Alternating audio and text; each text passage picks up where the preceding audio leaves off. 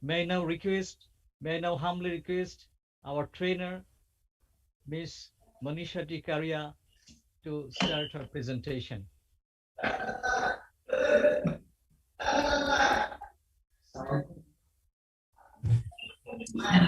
Good afternoon, everybody. This is going to be post-lunch session. So, and then too, I'm comparing between ADR and the judicial process. So that's going to be, I hope I'm able to keep all of you awake during this session. And I'm sure Ms. Patel has explained you the concept of conflict and mediation and other ADR mechanisms. She has given the brief introduction to you. So I'll share my presentation. Allow me slide sharing, admin, please. Ma'am, you are allowed. Okay, thank you.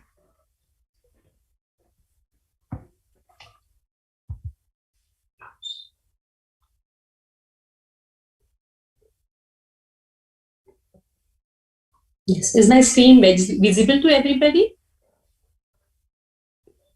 Yes, yes.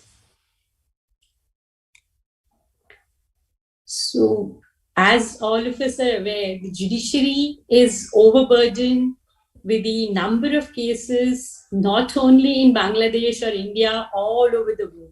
And that has been the innovation of the ADR mechanism, which were popularly used by our ancestors, has been newly developed and conceptualized and introduced in different statutes and mechanisms in all over the world in a different manner. So judiciary is one of the most important organ of any government. We cannot do away with it because, the most sustainable society we have seen without judiciary, it cannot sustain. The appropriate ways and means to ensure the justice is dispensed should be simple, speedy, cheap, effective, and substantial. The docket exploitation and heavy pendency of the cases, both at the trial and appellate stages, have been a matter of global concern for all associated with the administration of justice. Establishing new courts or raising strength of judicial judges by itself may not solve the problem existing in the current society unless some alternative like areas are adopted and executed for dispute resolution wisely, then only we will be able to reduce that gap between the access to the justice. US, UK, Canada, even Australia and Hong Kong, many other countries, name the country, all are exploring ADR mechanism to reduce burden of the court. Justice delayed is justice denied. At the same time, due to globalization, there is an economic consequences of the delayed dispute resolution. The delays and expenses historically associated with the law and therefore establishment of commercial court to expeditiously dispose of the corporate disputes has become the need of the hour. And as you know, in India, we already have Commercial Courts Act, and the commercial courts are already in place. And, there is a lot of development in that force. The use of ADR methods, as opposed to the traditional court system, would unburden the judiciary or a part of its workload while streamlining the judicial process and untimely preserve the quality of judicial system. So that's very, in the beginning, I would like to say this is what the ADR mechanisms are going to bring to us. But, we'll compare them in the process, how the judicial process and how the ADR are evolving. Now, what is ADR? ADR is an alternative way to settle dispute. But alternative to what? One need to understand what is meant by dispute and appropriately termed as a resolution. Both these concepts in the previous session, I'm sure Ms. Patel must have explained you in detail.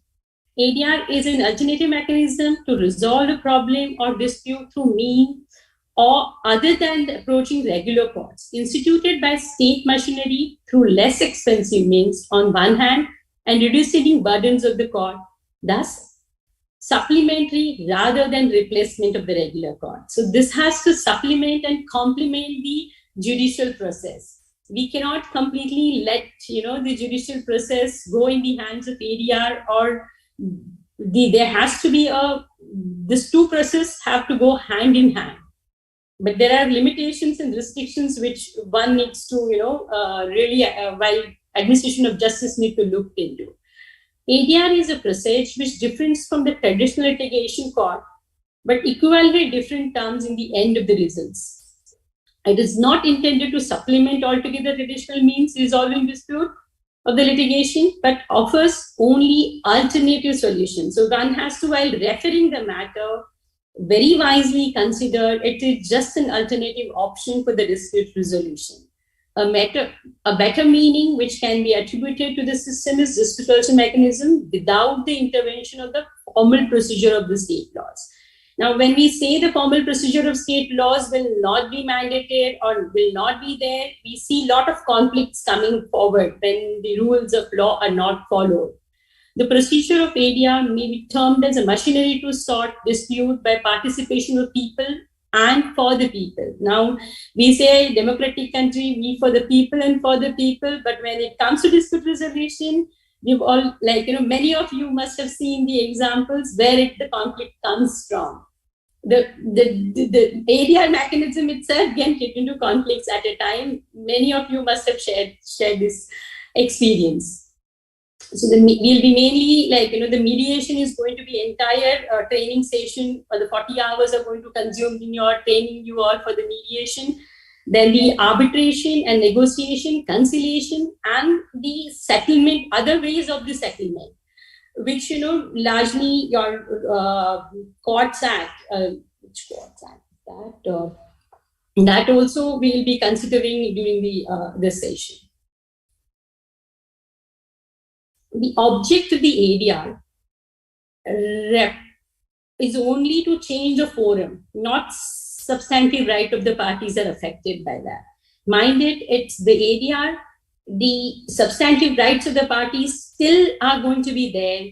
Eventually, parties can actually, if the ADR is not successful, can go back to the court again. The primary object of the ADR system is to avoidance of expenses and delay and promotion idea to the access of justice. ADR techniques can be used anytime, even when the case is pending before the court of law. ADR procedure helps in reducing the workload of the judiciary, thereby helping it to decide cases which more importantly decided by the court. If the resources is made to ADR as soon as the dispute arises, it may confer maximum advantage on the parties. It can be used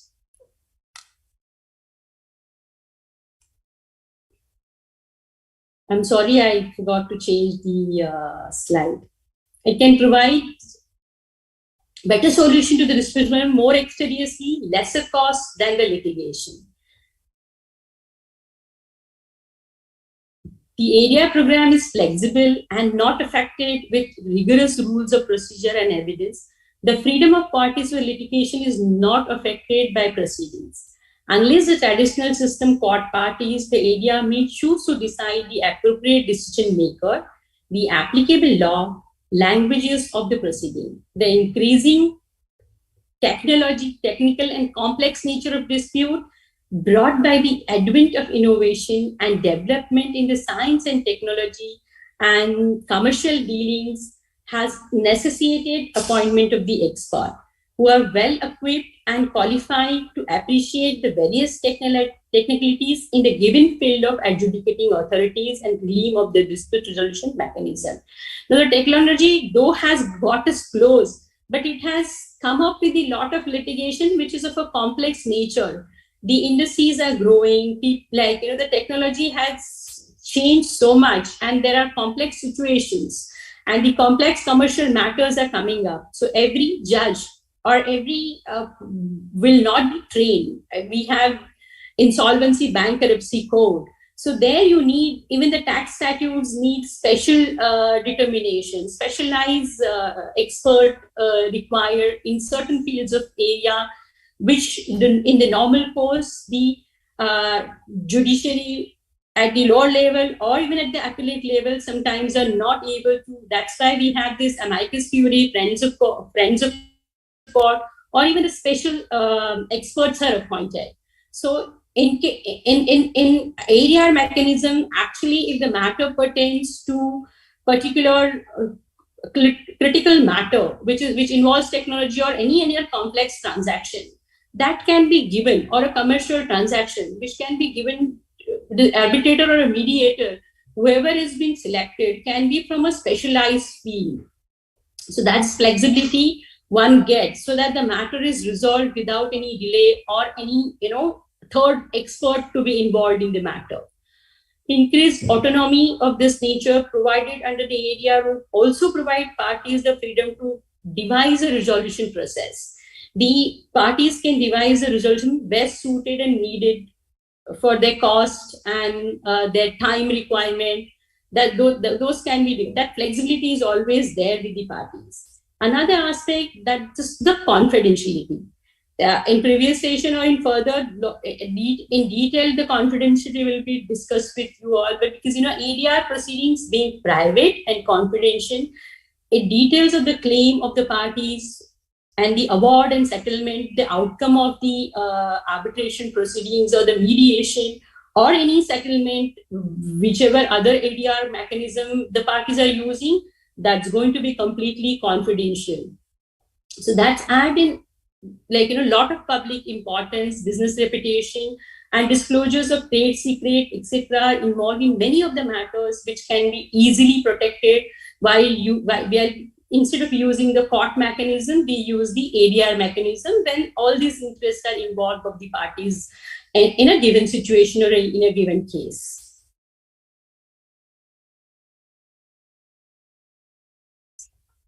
The ADR is not the revolutionary development or a legal process threatening law practitioners or even the judiciary. It is no more than the stage of art of a settlement of a techniques. Now that art, in fact, is being, BIMS is also making a lot of effort. There are a lot of private organization, government organization, at international level, the organization who have taken up the training for this settlement techniques. This require, when it comes to ADR mechanism, you need different techniques, different mechanisms, and the different mindset of the people. Like mindset of the lawyers, parties, and even the judiciary is equally important while we are looking at the ADR mechanism. Unless that is changed or that procedure is adopted very liberally, we're not going to get actually the end result of what actually ADR can give. Because, when we are talking about the alternative dispute resolution, the whole mindset of each party looking at it needs to be changed. And all stakeholders approach has to be really very practical towards this. It is based on the advisory system, which is a key to the common law system. It is truly an alternative, not a replacement of a traditional resolution support system. In United States, ADR was fostered by crisis in the judicial administration caused by exploitation of litigation and increasing burden on a legal expense imposed on a commercial enterprises out of the litigation. Now, that was the purpose in US, but in developing countries like Bangladesh, India, we trying to develop and adopt that process because the burden on the court is so much. Plus, the arbitration or any other mechanism which we take or appointing private mediators is something which can be an expensive process than the normal judicial process. Therefore, the attempt has been made to promote mediation at every level. And the concepts called Lok Adalats, I'll be talking to you, which, even in your system, you have that. That's why use ADR.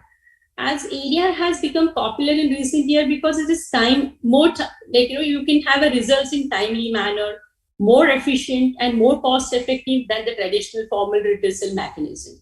The use of conflict prevention also tends to mend or improve the overall relationship between the parties. because the focus is largely on the community or the disputant interest, while litigation focuses on the position. Here, winning and losing in the litigation is the something which we look at. But when we come to the ADR mechanism, we are at the equal field. So both parties may have a win-win situation. And the relationship between the parties can be maintained, because if one party is getting something, the other party also will be getting something.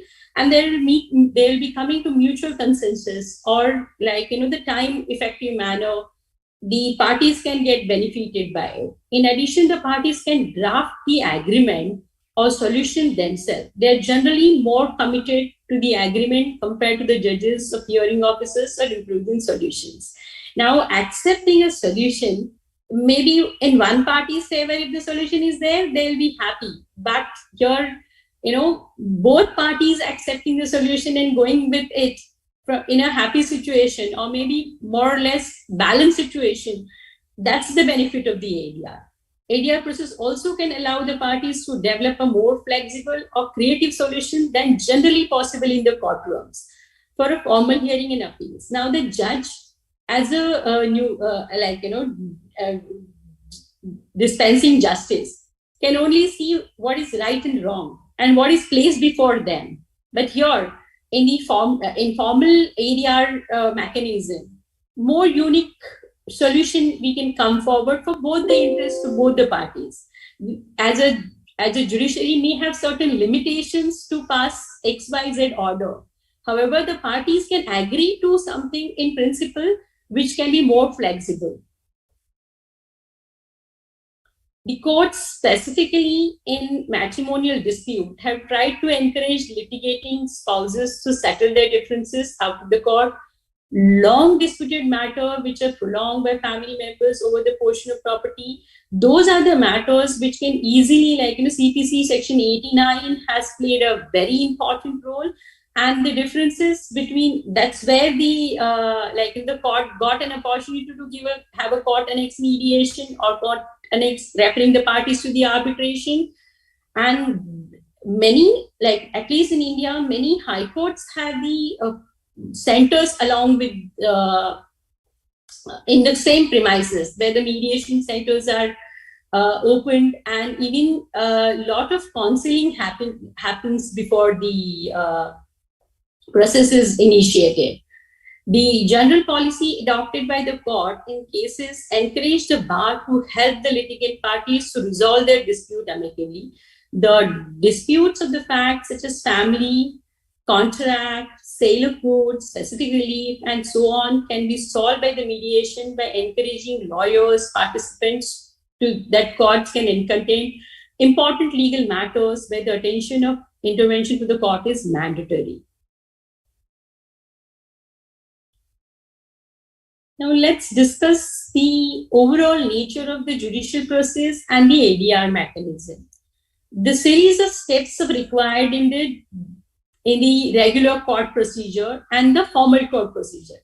Procedural part in any civil suit or even a criminal trial, we all have witnessed that it goes on for 10 years. I will give you an example in a probate matter. It took 11 years for me to get a probate for the parties. I'm sure as all of you dispensing justice must have in your career have seen the case which is pending for more than 10 to 12 years, and for the minorest dispute, because the procedure requires that you need to file your claim, then the written statement, then that whole procedure itself, the CPC or the CRPC itself, it's so prolonged procedure for us that we take years in the court due to the procedure adopted by in the court mechanism. Then the adjudicatory nature, because if sometimes morally even we have a case before us where the evidence is wrong. Things are we can make out by reading the facts that that person has not committed, or this can go in favor of the other person. But though the evidence in support of the other person is more reliable and has more weightage, every judge attending this session may have faced a situation. Even after evaluation, because of the evidence being there, in one party's support more, though the other party is right, we have to decide in favor of the party whose evidence is in a better quality. Whereas, both the parties have equivalent right. So it all depends on what kind of evidence, how the lawyers are conducting the cases, how the parties are approaching it. It all and oral documentary evidence comes before you. That all makes a case better than the actually case having merits or demerits. Binding nature of the decisions is actually an important part, because that's something which we face the problem with ADR mechanism. Advisory nature is also a very integral part of the judicial system. So that really is very, very important, which we may find it in difficult in ADR mechanism. Now, while dealing with the mediation, it's a flexible process. It's facilitative process with the mediator trained mediators, and that's very important in judicial process. We have the trainings for the judges, and we've studied all in the law schools. But for the mediation, every statute is before you in the judicial process. But in mediation, you really need to be a good artist. It's like the mediator need to be well trained, or to understand the situation and understand the parties and felicitate them. Basically, motivating parties becomes a very important role, because they are the party who are going to determine their own causes. Arbitration, again, internationally, it has gained a lot of importance, but eventually we see the arbitration matters coming back to the court and again getting dragged. And over a period, it is a flexible procedure. Commercial matters, yes, it is getting a lot of help and importance. They're getting resolved, but everybody can't afford the arbitration as such. That over a time, at one level, it has become expensive mechanism as well.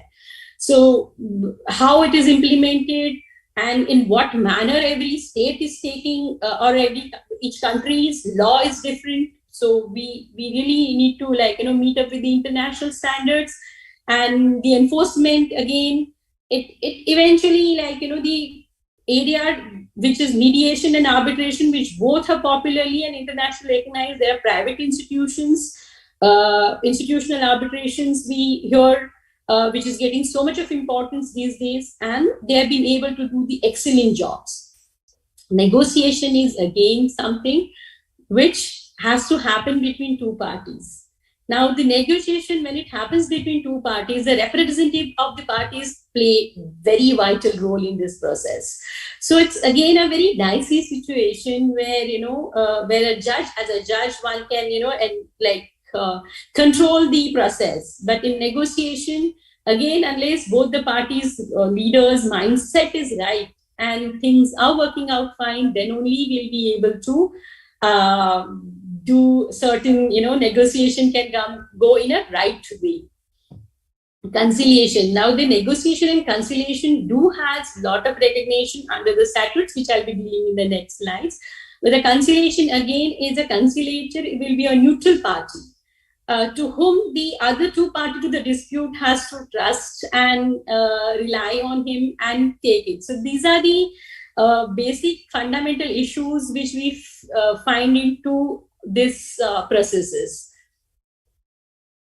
Both it requires it requires appearances by the party, active participation by the parties is required in the court mechanism. Here also the active participation of the parties is equally important. You may appoint representative, but ultimately parties have to come together and resolve. But in mediation, completely it's a facilitative process. So parties play a very important role. Negotiation maybe or conciliator, there also the parties play a very active role. In court process, you can appoint your lawyer and the lawyers do whatever you want. But initially, the whole issue we face is the awareness and the knowledge about the entire process. And you need a guiding factor all the time when, ADR mechanisms are used. Because there can be very conflicting situation where one party can be misguided, and there are a lot of loopholes which are left behind. So we need proper encouragement, trainings to the counselors or negotiators, and the mediation trainings, obviously, and the arbitration internationally also the trainings are happening. But the negotiation and conciliation, basically in conciliations, in many statutes, which I've compared with Bangladesh as well as in India, that the government officers or some particular people are assigned with this job, and undoubtedly, like, they may not have received that proper training, and the correct mindset can play a very different role in this aspect. So the parties eventually have to be, like, very strong. They only can offer the area mechanism who will have the other support system for that. And obviously, I'll not go on repeating about the simple and speedy chief effective formal proceedings. Naturally, takes longer time. Decisions are appealable in the court procedure. Here, the ADR mechanism, once you come to the settlement, it can be enforced. And if there are any challenges, sometimes, the contents and etc., the really different areas will have a different implications. So maybe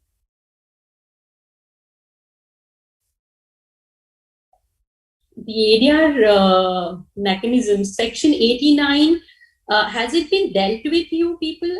In first session, has the Section 89 has been discussed already? If somebody from admin can tell me. Yeah. Okay. So all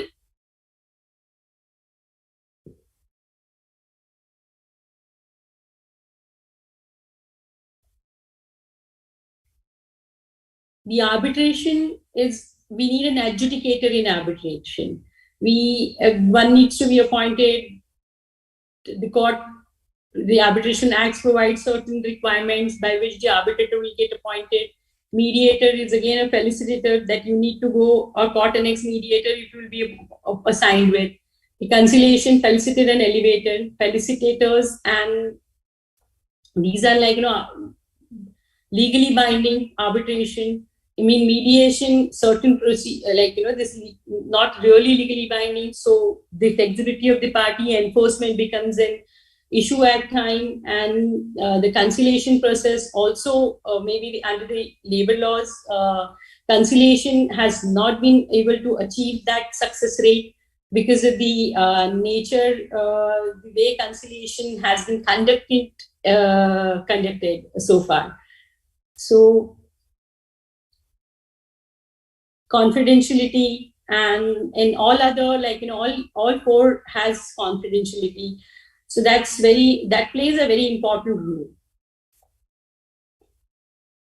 I'll briefly take you through the legislations, which, just to have CPC 89A and B, mandatory mediation, arbitration, and the formal judicial ADR and quasi-judicial ADR, informal, non-formal. These forms of ADR indicate those processes of dispute resolution which have been enumerated in the statute, conducted either by the court or by the third party reference. ADR process is the formal ways of conducting the following. These are the general statutes, family courts ordinance, then the conciliation of the dispute boards, Municipal Areas Act, Village Courts Act, Arbitration Act, Income Tax Act. I've given the procedure, value added tax, the legal aid in, this is something which I really wanted to discuss, because this legal aid act, as we all have here, the settlement conferences, this is how it's being played in Bangladesh, but that needs, it is something which we follow in India, Lok Adalats. So that's part of our CPC also. So that Lok Adalat mechanism, if introduced, then it will play a vital role, because I personally had seen this. The Lok Adalat have worked in India fantastically, This is an best area mechanism. Basically, when the religious or dispute between two communities are there or two groups are there, then the Lok Adalats play very, very important role. The the representative from the parties are together, and here in the Lok Adalats are conducted in the court premises also. Like, we have a mechanism where certain matters like Lok Adalats are conducted at every level, district, taluka, and at the High Court, even Supreme Court way back in 2010, and now also on and off. Like the matters are referred for the Lok Adalats. The list of matters which can be heard in the Lok Adalats are mainly, lot of insurance claims are being settled. And even the matrimonial dispute, partnership dispute, recovery suits are being settled via Lok Adalats. And it actually has been a very good success rate where, we see the thousands of cases are decided in one day, where a group of lawyers and the judges get together and in an informal manner decide these cases. So that's something very amazingly worked to reduce the burden of the courts as a ADR mechanism, which I found, is very similar to your the Labor Courts Act. Again, I say the conciliation and arbitration are two specified procedures in your conciliation. But first stage is negotiation, then conciliation and arbitration in the Labours Act. If we go through these stages, the negotiation at times fails in the industrial mechanism because two groups, employer-employee disputes. Those actually can be, are not that effectively getting, and the purpose of Labor Act is really not the conciliation and arbitration. It's really not working. That's what the data shows. So that's something which, the improvement and that level in ADR mechanism is required so far as the labor dispute is concerned, because the Bangladesh has a lot of industry and the huge dispute must be coming up from the labor side and the labor court under this thing. And the conciliation and arbitration, the data doesn't seem to be very happy. Then there are a lot of NGOs and other ADR the groups which are providing this, helping out the system.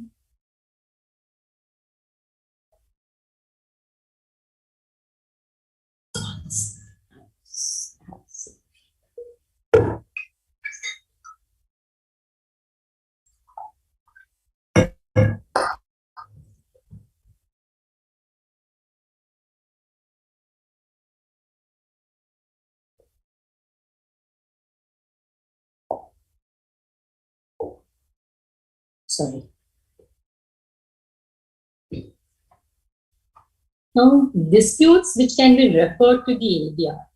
All cases relating to the business, trade, commerce, and contract, including disagreement arising out of provisions of contract, including all money claims, dispute relating to performance of specific acts, clashes between customers and suppliers of the good, dispute arising between the bank and its account holder, dispute relating to the real estate, disputes between landlords and tenants, dispute relating to the providing of the insurance. All cases arising from the source relationship include the dispute related to the marriage, maintenance, custody of children, dispute as to the partition of the property among the family, corporate concerns, etc. Dispute among partner relationship to the partnership, cases where there is need for the resolution which altering the previous relations, disputes between neighbors, parking issues, any other non-miscellaneous complaints.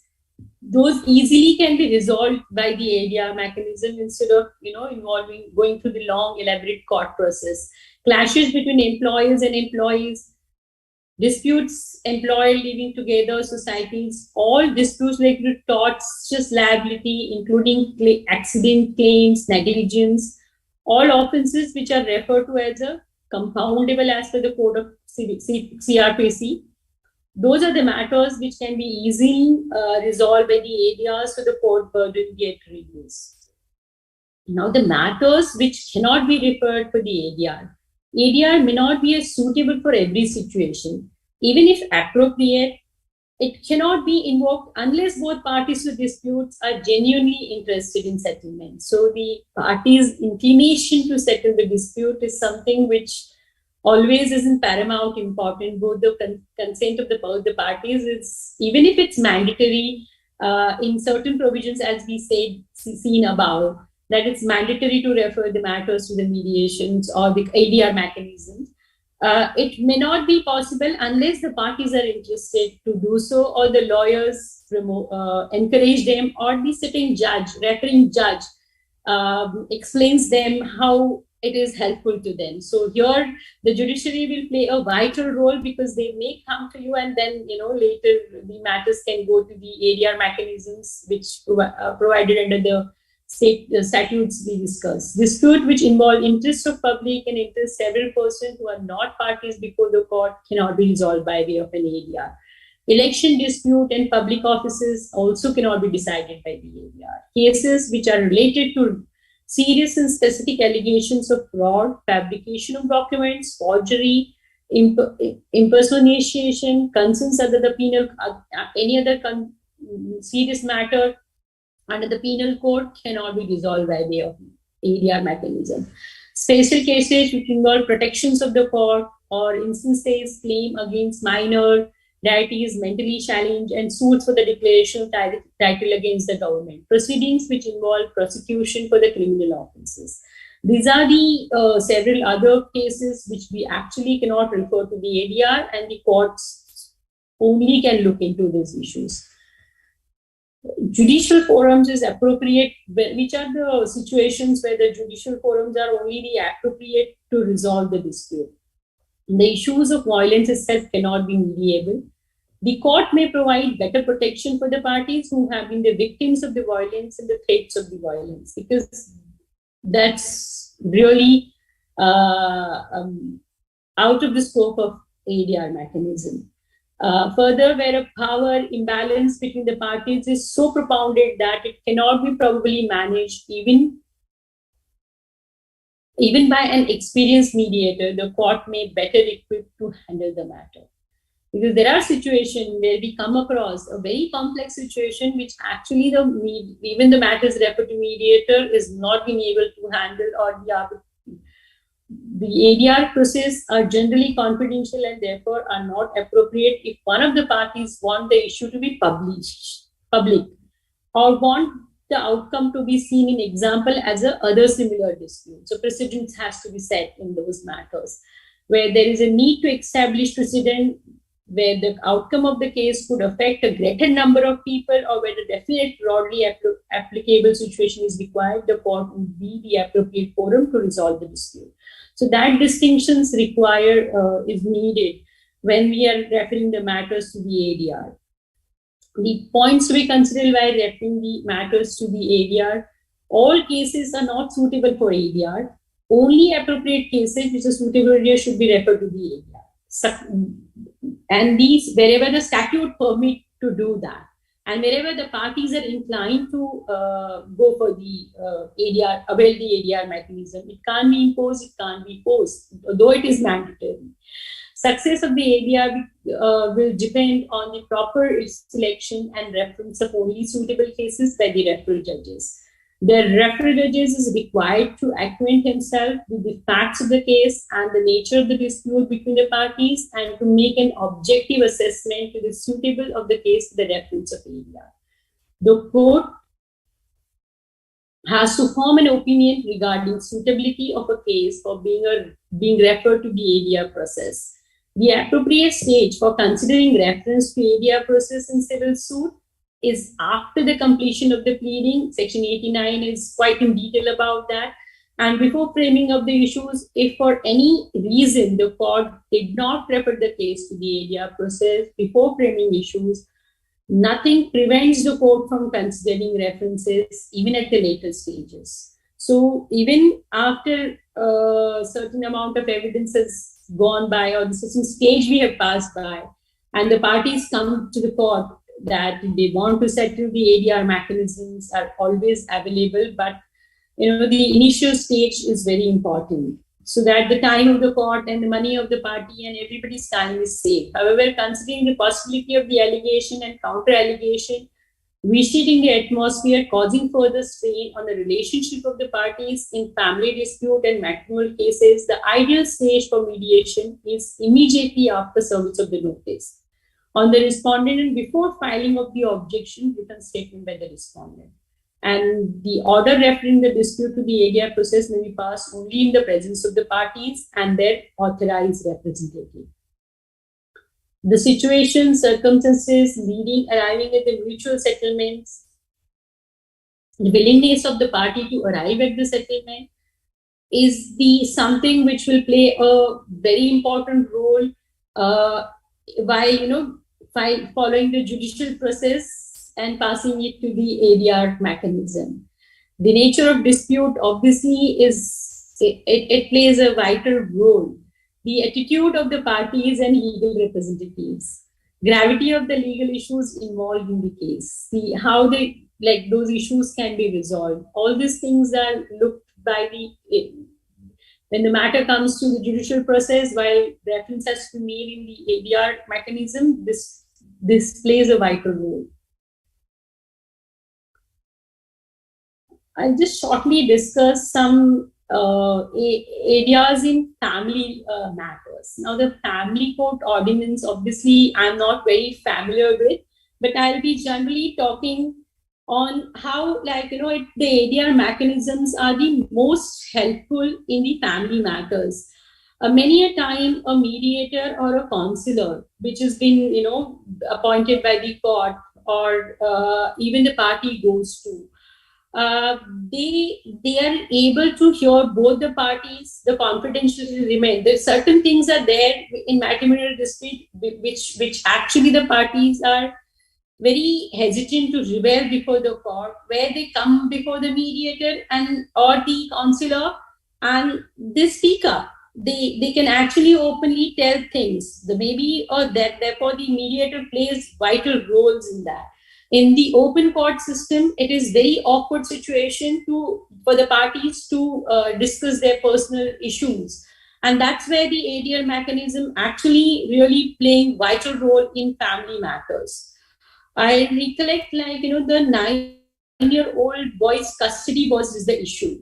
And they fought up till the Supreme Court stage. And eventually, the court went in such a manner, the way this particular matter went, the mediators also at the High Court level were not able to convince. But however, both the parties, and eventually the custody was given to the father. Now, what came out in that dispute was something which can't be shared with anybody. Certain cameras were fixed, certain very derogatory things were happening between spouses. Now that the child involved was getting affected, and the courts had to intervene. And ADR, when the ADR mechanism also failed in that, the court called both the parties in the chamber, and in the local language they spoke to the child, and the counselor again was appointed, and the matter was resolved, and the custody was ultimately given to the father. So this certain things really plays very important role when it comes to the family matters, because the relationships are involved, the children are involved, other relationship, and the maybe financial issues between the parties are involved. So those things play very, very important role, and all these things sometimes, when it comes in public, the future of the child is also involved in this. So the ADR mechanisms are best suited, and as and when, when any family dispute largely has more accepted in family dispute, ADR seems to be more accepted because the mediation has really helped in a larger scale to reduce this and the family trauma.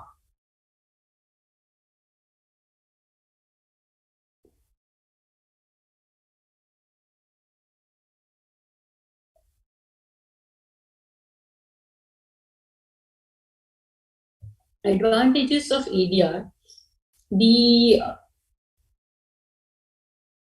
less time consuming, people resolve their dispute in the shorter period as compared to the court process. If the parties are inclined to, the time is reduced, and instead of 5 years, we come out with the results in 1 or 2 sessions in the mediations. Cost effective method, it saves a lot of money which one has to undergo the litigation process, the reaching to the court. Lot of expenses are reduced. It's free from the technicalities of the court. Here, informal ways are applied in resolving dispute. People are free to express themselves without in fear of court of law. They can reveal the true facts without disclosing to any court. Efficient way, there are always chances of restoring relationship back, and parties discuss their issues together on the same platform. That's the best outcome of the ADR. I really always happy to see that, because when we fight for the parties in the court, one party go disheartened, but here in ADR, when we are referring them to the ADR mechanism, we've seen many times both parties going happy. It prevents further conflicts and maintains good relationship between the parties. It preserves the best interests of the parties. Now, when we are using the traditional method, we're deciding right and wrong, and winner and loser are decided there. But here, the parties know their best interests. The interference of, at times, third parties like lawyers and the other advisors are also reduced when the parties are settling their own dispute in their own manner. So that's why the ADR mechanism needs to promote it.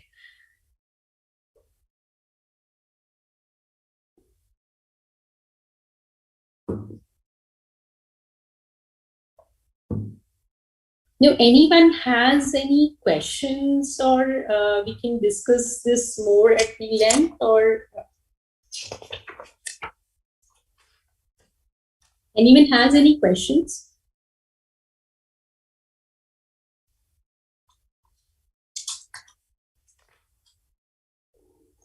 I'll just take a short break, or anyone has any question?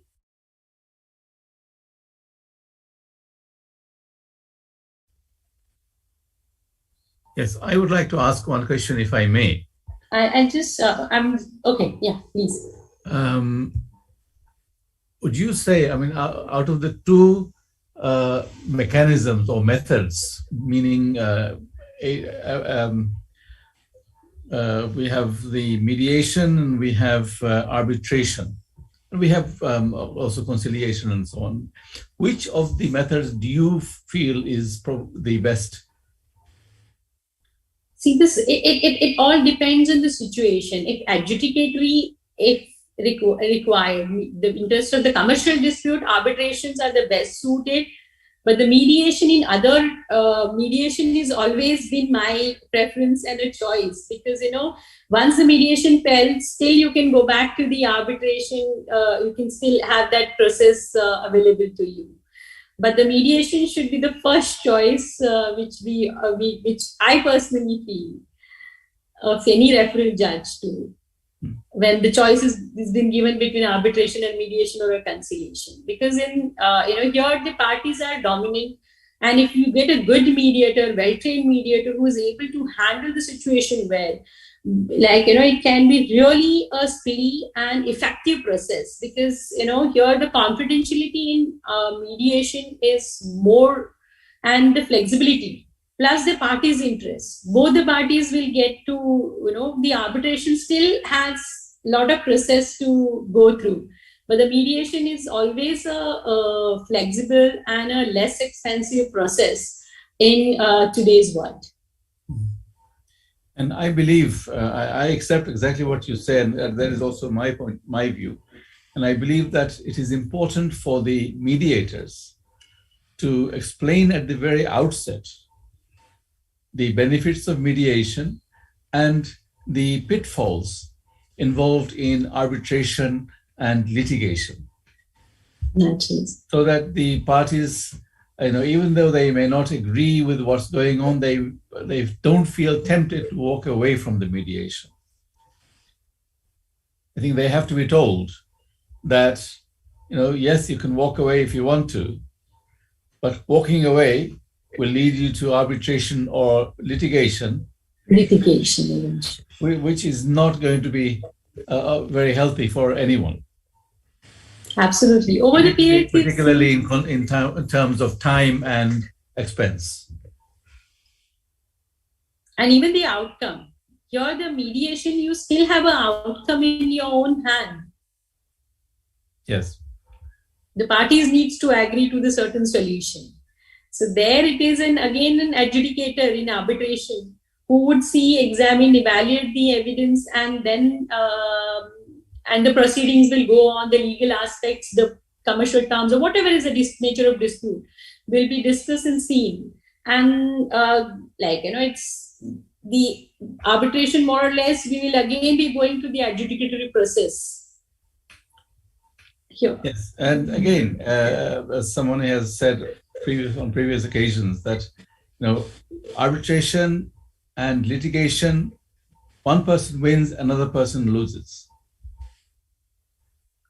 Whereas in mediation, at the end of the day, when both parties agree to something, both are the winners. Both are the winners, absolutely. And at the same time, the flexible process of having the settlement term for which the parties would know in their interest how they can implement the terms of the settlement also. Even if in arbitration the award is passed, that award will have some enforcement difficulties again. Here, when you are in mediation, you are writing your own settlement term, you know how exactly it will be enforced and how it is practically possible. So we'll be saving time on the enforcement. And the mechanism for the enforcement will be both the parties. Yes. So any other questions? Because comparison is, is a very short topic which we can speak about, because obviously any legal process, litigation process, and the ADR mechanism will be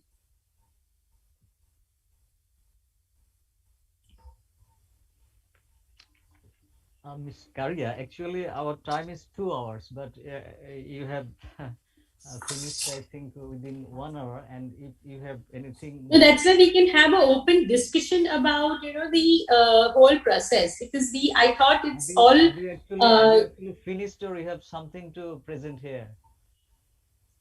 Yeah, I will be talking about some takeaway points, but which I'll be talking at the end. So. Oh yeah. So you would like to take a short break right now? Or else we can continue with the questions. I'll be more happy to discuss this on this platform. Then certain queries, if they have, I believe all other sitting judges of the. Yeah. So if anyone has any specific questions, I would like to address them. Then going on one side discussion. I think this CJM Bhola wanted to say something. He has his hand raised. Oh, okay. Thank you, sir. May I ask a question? Yes, of course. Yes, please. Thank you very much, Ms. Monisha, for your nice deliberation.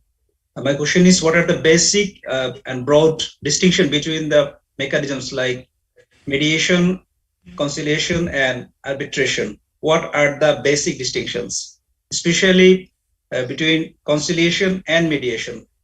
Thank you. Here, the mediator are the neutral parties who are either parties appointed by their choice or it is court annexed mediation. So, in conciliation, the conciliators are appointed under certain statutes. So, for example, that labor court, which you have in Bangladesh, the conciliators are appointed after negotiation is over between the parties. There's a mandatory conciliation which has to go to. Even under Industrial Act in India, we have the same process. So, for the labor matters, I'm just giving you an example. In that way, the conciliation are the XYZ officers or appointed people under the statute. And there are committees which have been appointed also for these reasons. So the conciliators, if they're not very well trained, usually they're government officers.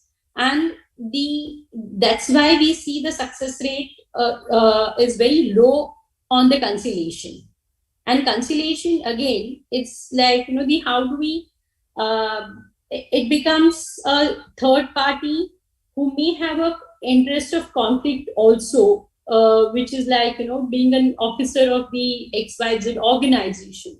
So the labor court, we see this very regular in the process that the labor matters are really not, been resolved via conciliation or more.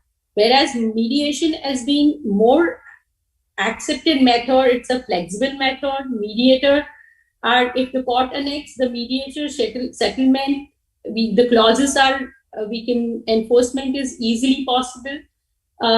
When the settlement agreements are arrived, conciliators has to play a vital role in conciliation process. So that becomes a very, that's the basic difference between two processes.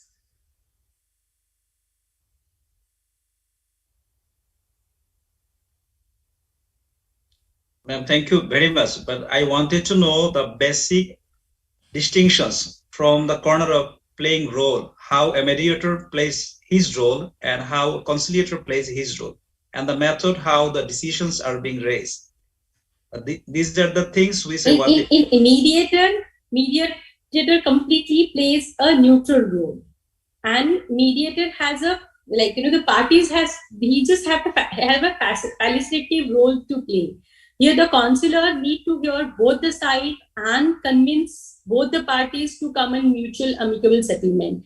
In mediation, the opinion will not be given by the mediator. Counselor will have his right or wrong opinion, and he may try to persuade the parties in a one angle. That's the basic difference. So here the party autonomy is there in the mediation system more, whereas the counselor act as a decision maker for both the parties. Thank you, ma'am. Then we can say that in mediation, it is the parties who dictate the terms and reach the it is the parties who dictate the terms. It is the parties who decide. And mediator plays completely neutral role and facilitator as a facilitator. And in conciliation, the conciliator plays a role to reach the decision.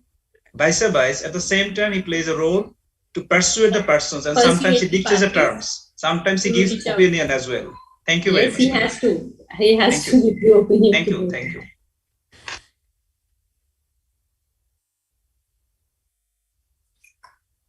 Anyone else has any other question?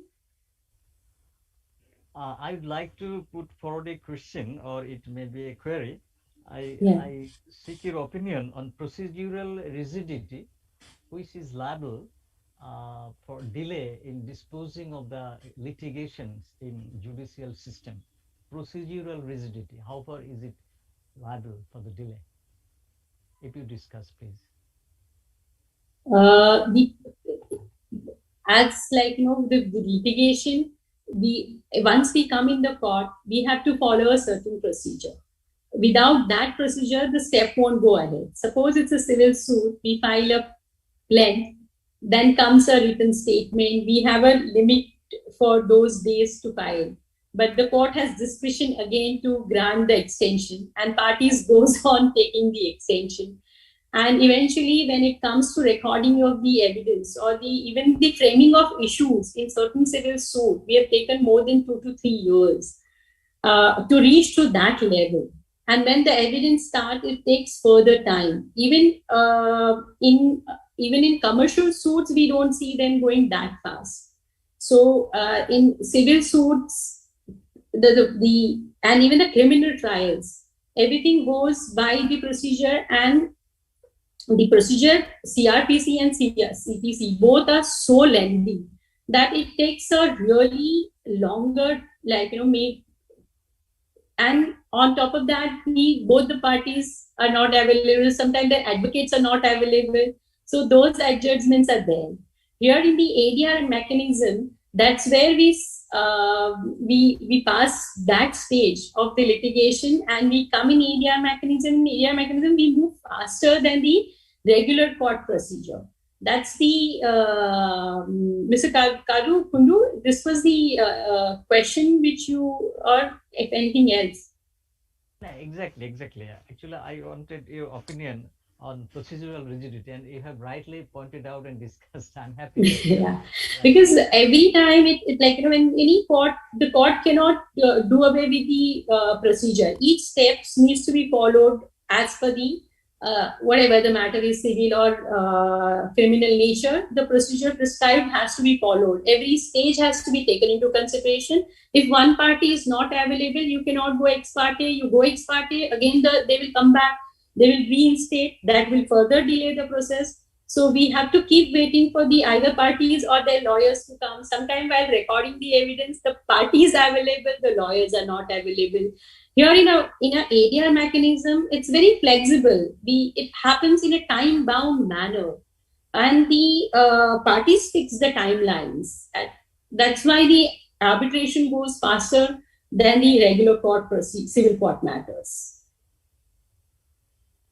My another question: how far the mediation training is beneficial for the judges, not only from the lower judiciary and higher judiciary?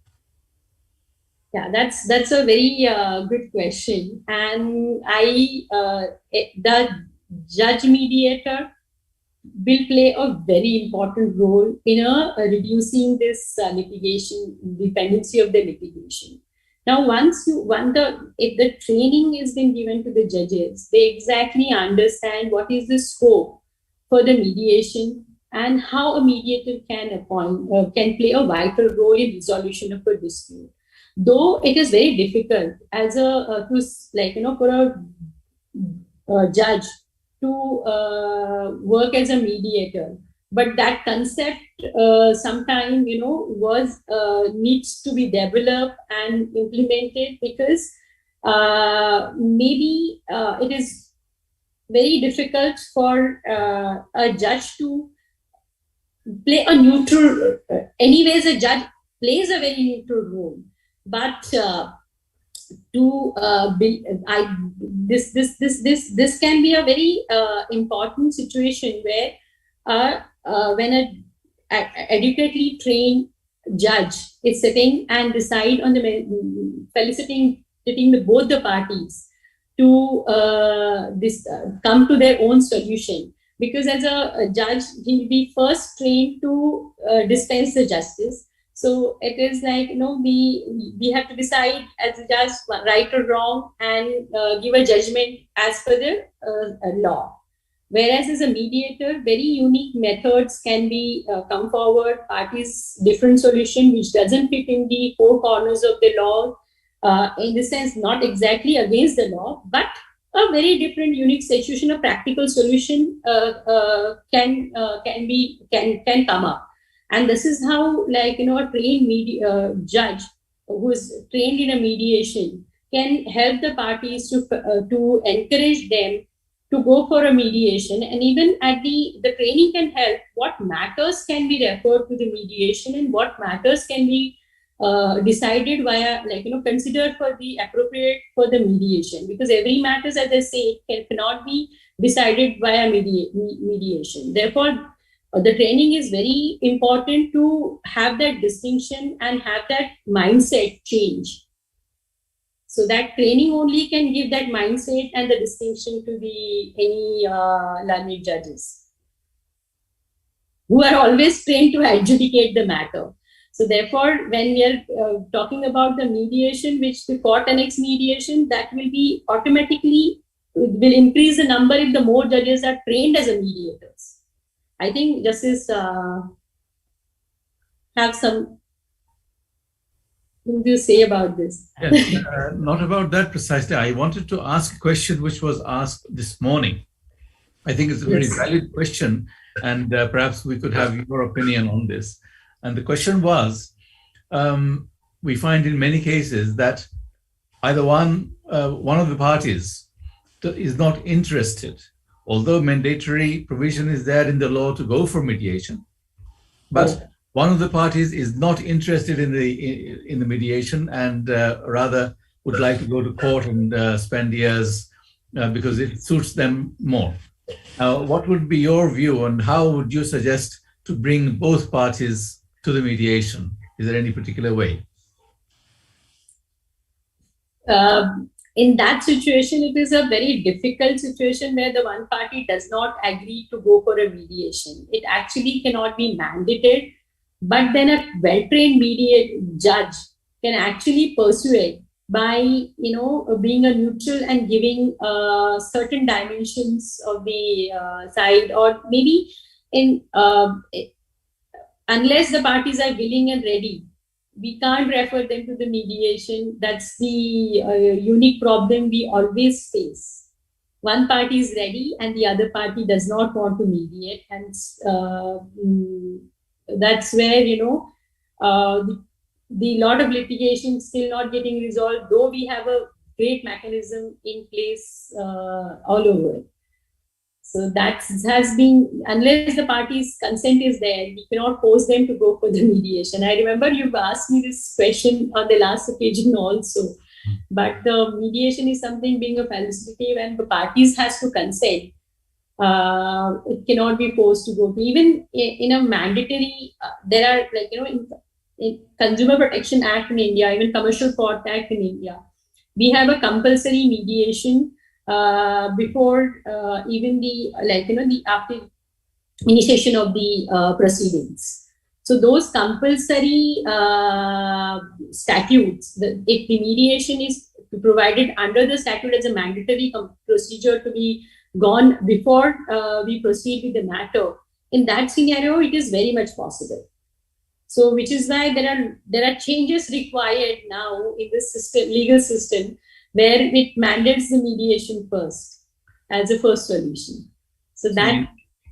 Sorry, yes, in England, although the mediation is not yet mandatory, they are thinking about it, and they are saying that initially they said that mandatory mediation is contrary to human rights.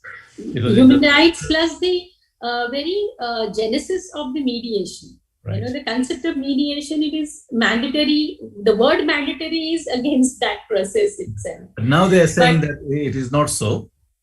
A report has come out recently saying that although it mandatory may seem to be contrary to the human rights, but because the parties have the choice to get out of the mediation without finally mediating, yes, that does not take away their right. So that they have accepted. But one other interesting thing which they have said is that if a party refuses to go to mediation when they have the choice, even if that party subsequently goes to court and wins the case, they will not get their cost. Absolutely. Now, that is a really good incentive or a way of taking people to mediation and making sure that they stay in mediation, because otherwise, in England, for example, cost is very, very expensive. Absolutely. Even, the refund of court fees also is being made possible now. If you file a civil suit, you need to file a court fees, XYZ amount. And it depends again on the quantum involved in the matter. So what happens is if we go for the mediation, then the court fees are and the matter is settled via mediation, the court fees are refundable. So that also and a good incentive for the parties to go for the mediation. The commercial courts also act also providing this in India, so that really may help now. The consumer courts are mandating it in India for first initially go for the mediation. I think CJ Bhola, I think, wants to say something more. Yeah. So thank you very much, sir, for listening, sir. Sir, I want, if I am allowed, I want to add few words, sir, regarding the problem that one party is very much eager to go to mediation and another party is not at all eager. And the problem with the judge mediators, I think one of the very important loopholes or the drawbacks of judge mediators is that we always want that parties may listen to us, they may obey to us what we are saying or what we are expecting to do them. But as mediator, we cannot dictate the terms. We cannot compel anybody else. What our brother Saiful Islam asked in the morning, that when one party is not at all willing to go to mediation, do we have the option to take any coercive measures to compel them to go to mediation? And in England, sir, you have rightly said that if anybody declines to go to mediation, and he will have to bear the cost of the suits or litigation, sir. Sir, in mediation, the mediator has to play the role that he has to take them to the point is yes. And how to get into yes, it is the art of mediation. And that's why the training process of judge mediators very, very important, sir. Both from our subordinate courts and others, sir. Because a mediator plays very different role rather than from the judge. We have in course what we say, the verdict we are giving is mandatory for the parties. But in mediation, we have nothing to say. We just facilitate them and bring them in a comfort zone where they meet their solutions. They themselves meet their solutions. And these are the things that judges, when acting as mediator, faces the problem that's in their mind. In their mind, they bear the same thing that we are judges, and we have to do, they have to obey us. And these are the problems being judge mediators, sir. Yes, that is why you have to take off your hat, say, I'm not a judge, I'm a mediator. Sir. Right, sir. But certainly what Mr. Bhola is saying is a larger issue, because any party coming before the court will not be willingly or readily to believe that he is going to mediate. Rather, the parties come to the court as they want a justice, like, a right or who is right or a wrong. So the person sitting there would obviously want the decision in his favor or anything, and would not want to, when the case is stronger on his side. Sometimes even parties are very well advised by the lawyers. They know their case is strong, the other person's case is slightly on a weaker side. Then they would be looking at the judges to decide in their favor. Then why to come for a settlement? That issue, that also technical issue many times we face in mediation as well as in the judicial system, where one party knows that he or she has an upper hand. They would not want to go for a settlement. So the question before the referee judge to how to push them for a settlement. So therefore, at the beginning of the very initial stage of the matter is the right stage for the referring matter to any ADR mechanism. So, but still, by and large, the advising, therefore the training for the lawyers also is important equally, so that they advise at least rightly to the clients that they should consider ADR as a mechanism. Even if the one person's case is strong, they're going to take that longer time to come to that decision. It's like, we see one small matter takes 10 to, even a rent matter must have taken 10 years or 15 years to get resolved. And every time that parties are hassled. So the lawyers needs to play a vital role in this. So it's a bar and bench who has to play a very important role. And they are the actors of the entire system. So they really need to advise their clients when, in terms of time and the expenses they are going to do, have, it's better to go for a lesser relief at the initial stage. So that mindset change is very much required if ADR has to be successful. We need even we certainly, like, if anytime I tell my clients also, you should go settle this by mediation. No, my case is very good. Where is my case less? I will win this case 100% if I go on. But I said, for that you will be spending 10 years. There is appeal then after. So one needs to, lawyers needs to be trained for that. That's why, in initial, now every law college also need to have a mediation as a subject in the law course. In India, we are going, that's beginning, that has begun. But in addition to if the course doesn't permit, the students also should be trained, because they are the future generation who are going to come in the profession and going to advise clients. So lawyers and judges both needs mediation or ADR training, so that we have that balance. Mr. Shamsuddin wants to say something. Joint District Judge. I want to say that no doubt the mediation is the best way to settle a dispute, but the problem is a well-trained mediator is must to settle a dispute in mediation. But in our country, there are a mediator panel, but I have doubt very few of them have the training on mediation. And so that when we refer a case in mediation, several times the mediation failed, and the client said us that the mediator forced them to reach in a definite solution, and which is not agreed by them. And in this situation, how can we use this method effectively? This implementation of this method effectively is the only way forward, is the adequate training of the people and change in mindset, as I've been again and again saying. Because mediator is, first of all, not supposed to force anybody to come to any conclusion. Therefore, the proper well-trained mediator will never ever do that, to force any party to come to a conclusion. So that problem has to end first.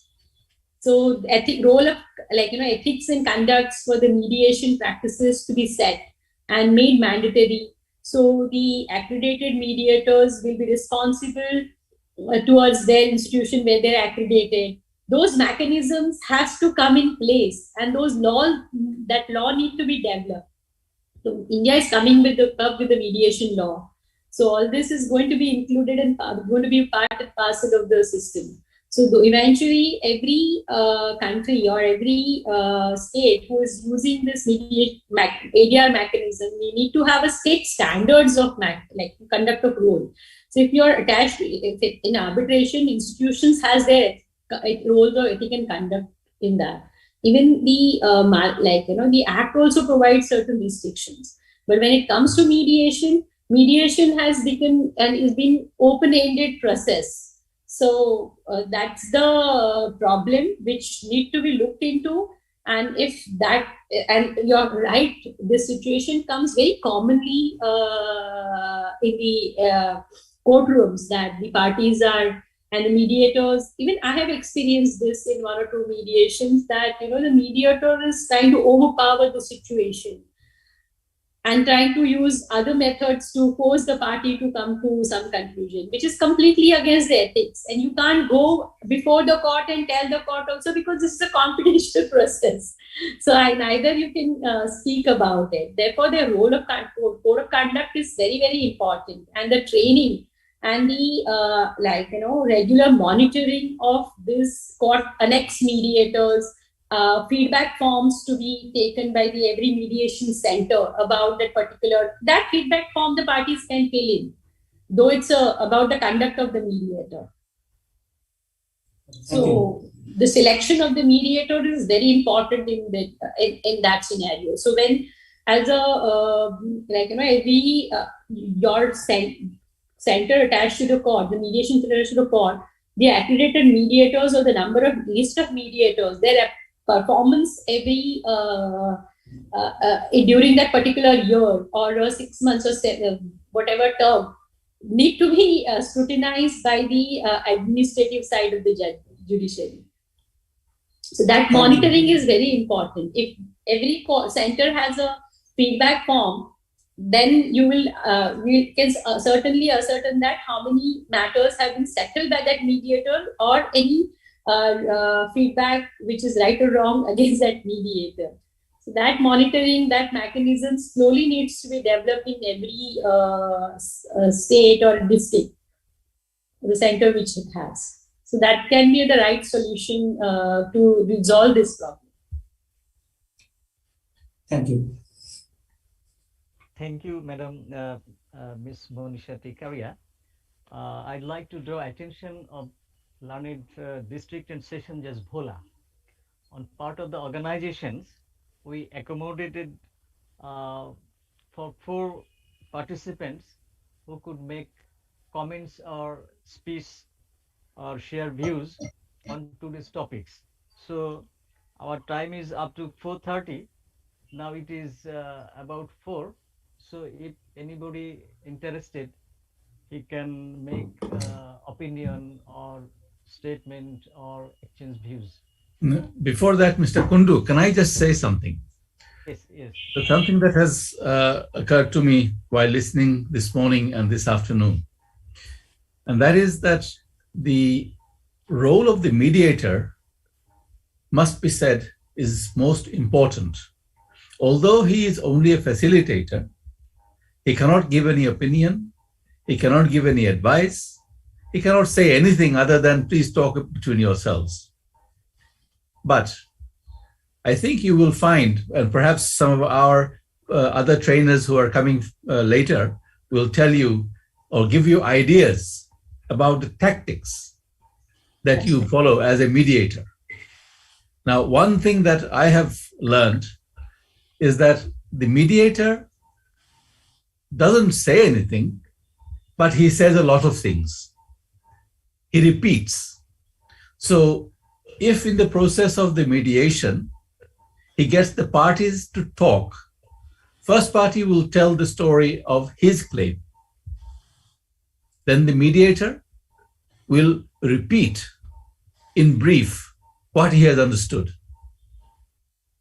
And that will tell the other party exactly what the case is of the first party. Mediator has not said anything new. He has not advised anyone. He has simply said that in the meeting, he is saying that this is what I have understood your case to be. Is it correct? If he wants to add something else, he will say, if he says it's correct, then that is the case. Then the party opposing, he will put his case in his words. And again, the mediator will just repeat what he has understood as the case of the second party. Now, in this way, what has happened is that the case of both the parties has been crystallized. They have said what they wanted to say. They have said what their claim is. And it is now up to the parties to say, well, yes, you have claimed this much, but you don't deserve this much, or something less is to be taken. So you are, by that process, you are getting the parties to stick to their own cases.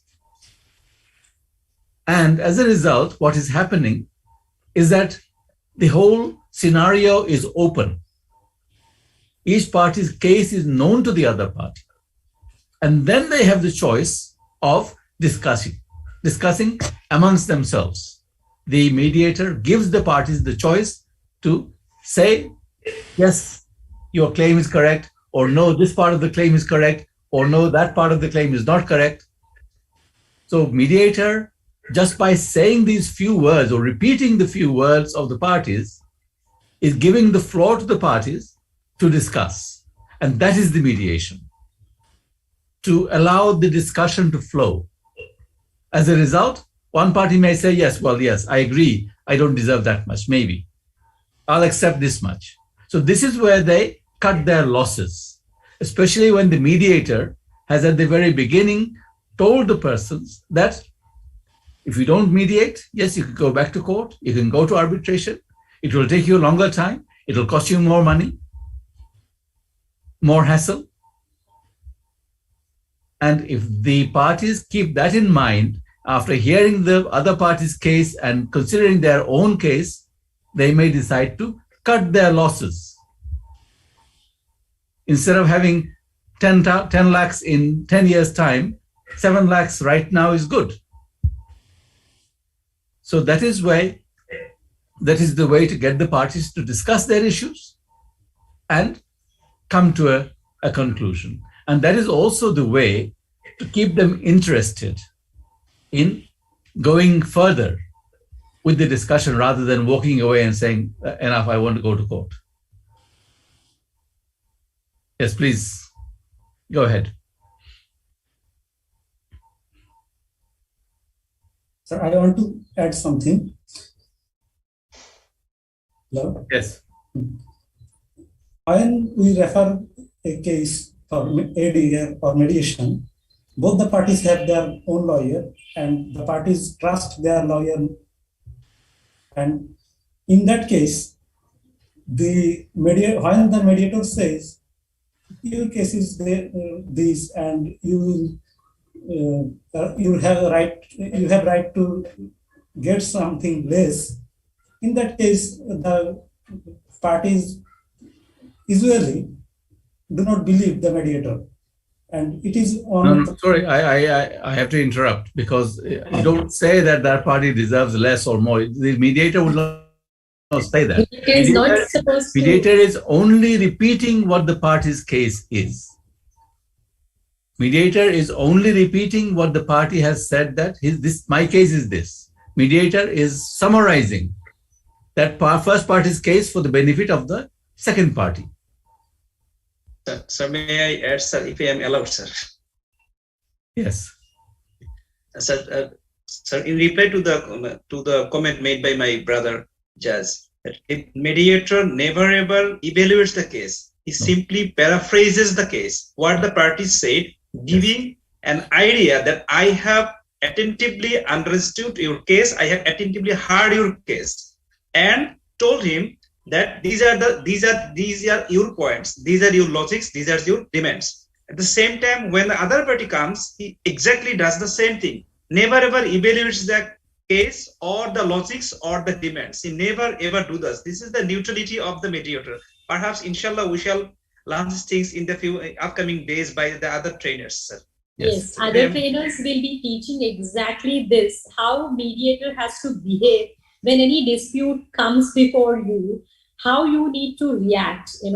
First of all, the confidence of the parties, both the parties, is very important in you. Therefore, if one thing you say in party's favor or against any party is going to make your, not your identity as a neutral person will go away. Yes. That's why neutrality is the integral part, and the mediator is not just has to facilitate.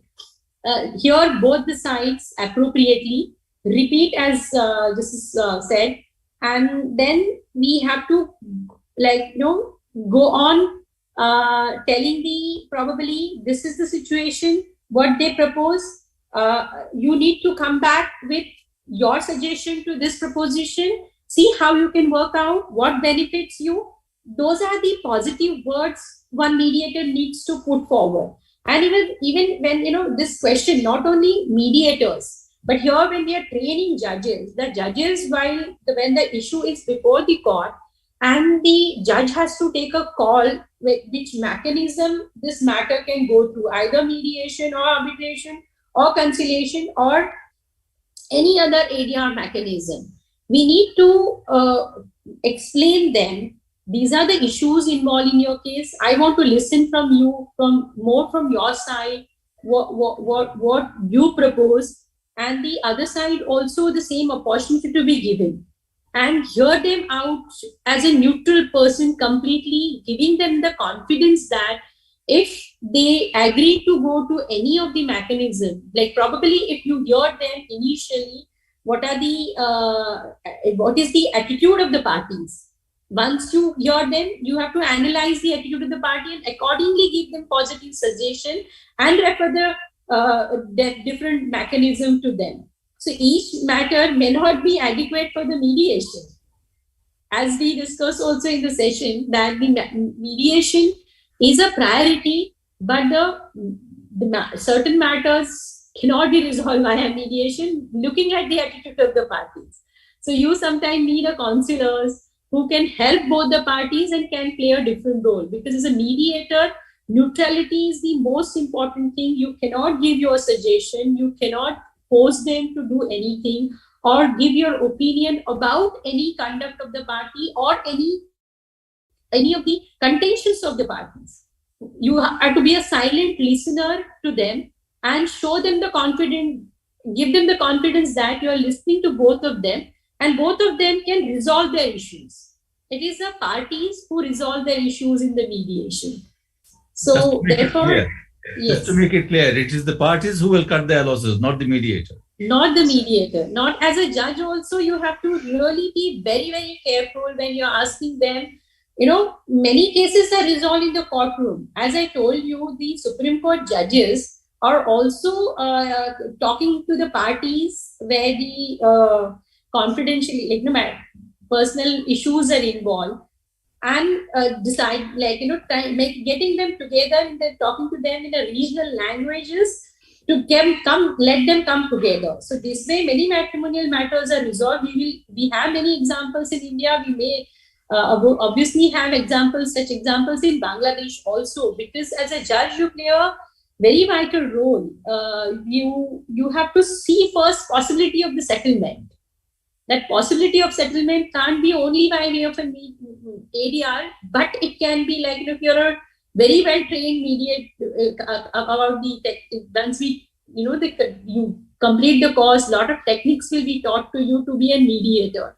So that confidence the one judge also can get from the parties in the courtroom, and the matter can be settled. And many matters are settled in this manner. So that's the comparison, which I feel there are certain what requires for the ADR mechanism is lot of promotions, because the access to the justice is something which we are looking at here.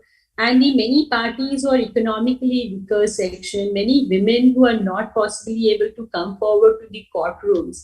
And even if they come with a lot of hesitation. So when the matter comes before a court, a trained judge would obviously will be able to give that confidence, and lack of implementation for the ADR mechanism, we are facing the issue that the ADR mechanisms are not getting successful because of the lack of training, lack of knowledge, awareness amongst the people. Every party coming before you may not be aware that this is also a possible way to settle the matter. So the first responsibility on the when the matter comes is that to introduce them with these methods of ADR. Inadequate role played by the legal professionals. Also, even along with the parties, you need to convince their lawyers also that, look, if there is any possibility of the settlement, which can be worked out, and the first opportunity and the preference to be given for that option. Because when that impression is being created, parties will come confidently, or the lawyers will come confidently, coming forward to avail any of the ADR mechanism. Absence of appropriate institutional framework. Now, you need to analyze in your district or a state how many other centers or even your own mediation center or ADR mechanism, how equipped it is? Because I am really hesitant to say that many a time the institutions are not equipped to handle the ADR mechanisms. Even the court wants to refer the matters to the ADR, any of the mediations. Your mediation center need to be very well equipped with the good trained mediators who have good standing at the bar and their experienced mediator who have been appointed in any of the cases. Negative impression amongst the lawyers regarding the ADR mechanism. Obviously, that's the biggest problem we face when matters has to go to ADR. Even the lawyers feel that that's a threat to their profession because the cases will be reduced.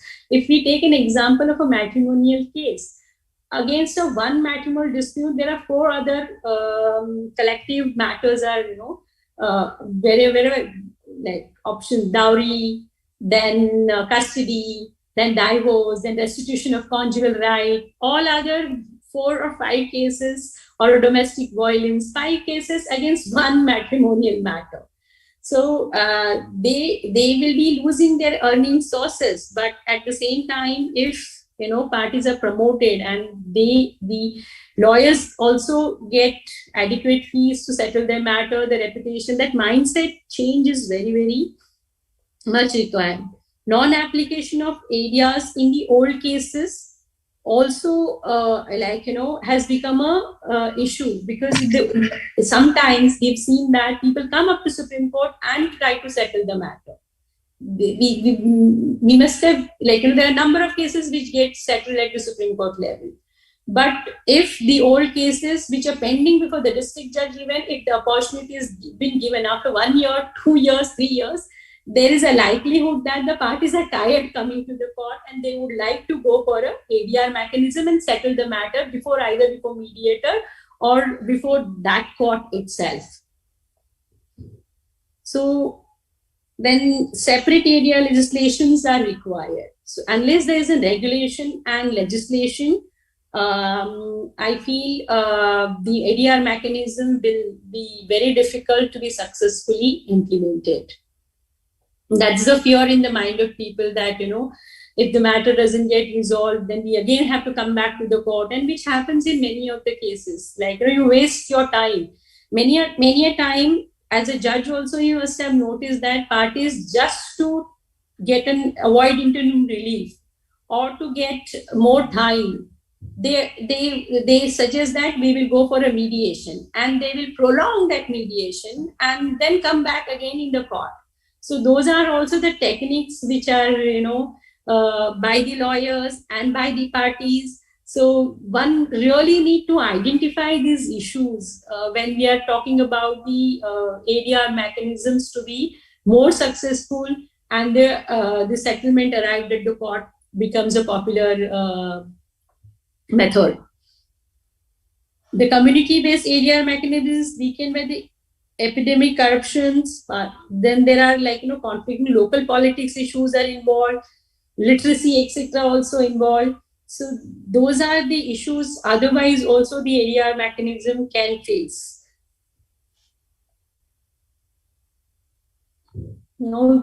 How much time we have? We have any time left, or we can continue, right, Agni? Yes, continue. Yeah. So the important takeaways I wanted to discuss with this: ADR programs cannot be substitute for the former judicial system. So the judiciary has to work in hand and support these ADR mechanisms to be successful. So ADR programs are instruments for the application of equity rather than the rule of law, and such cannot be expected to establish legal precedents or implement changes in the legal social norms. However, ADR programs can be complement and support to the judicial reforms. So there is a very vital role which the professionals and the judiciary need to play to support the ADR, to get the ADR mechanism in place. ADR programs can increase access to justice for social groups that are not adequately or fairly served by the judicial system. They can also reduce costs and time and resolve dispute and increase dispute satisfaction with the outcome. When the courts are systematically, what happens? Many women feel very awkward to come and speak before the court. Even at this sometime this labor level people also, they are very hesitant, they're very scared of the entire court atmosphere. You must have seen many witnesses, they are not even able to utter a word when they come to court. So people from small villages, from different communities, illiterate people who have never experienced this are at a major loss when it comes to the legal process. So therefore, in that scenario, ADR may be able to improve access to women to the justice, especially when the discrimination against the women inherent in local norms or traditional dispute resolution mechanism can overcome in new ADR mechanisms. So it's more beneficial, I feel, for the women and the socially weaker section of the society and the economically weaker section of the society. This as a judicial officers, we need to really promote this in like selected matters where the parties are from the very remote areas. There won't be any access for the justice for them. In that cases, ADR mechanism like mediation can be the most suitable option, which maybe their parties can open up. They will it's a selection of mediator in that scenario by the your center next to your court is very important, because in case more women trained mediators are required, because women can open up before they will be hesitant to open up before the male mediator than the women. In that scenario, in personal matters, family matters, more women needs to be trained. ADR programs can support not only rule of law objective, but also other development objectives such as economic development, development of a civil society, and support for disadvantaged group by facilitating the resolution of dispute that are implementing progress toward this objective. Because economically weaker section is the worst sufferer in the entire judicial process which we follow. Because those people actually can't afford the expenses which lawyers or the papers or they do not understand anything, and they probably want to not fight but give up their rights. So if we effectively implement the ADR mechanism, popularly mainly mediation, then it is really possible to get justice to every door. Before developing an ADR program, as a district judge, you need to have a specific good ADR program for your court.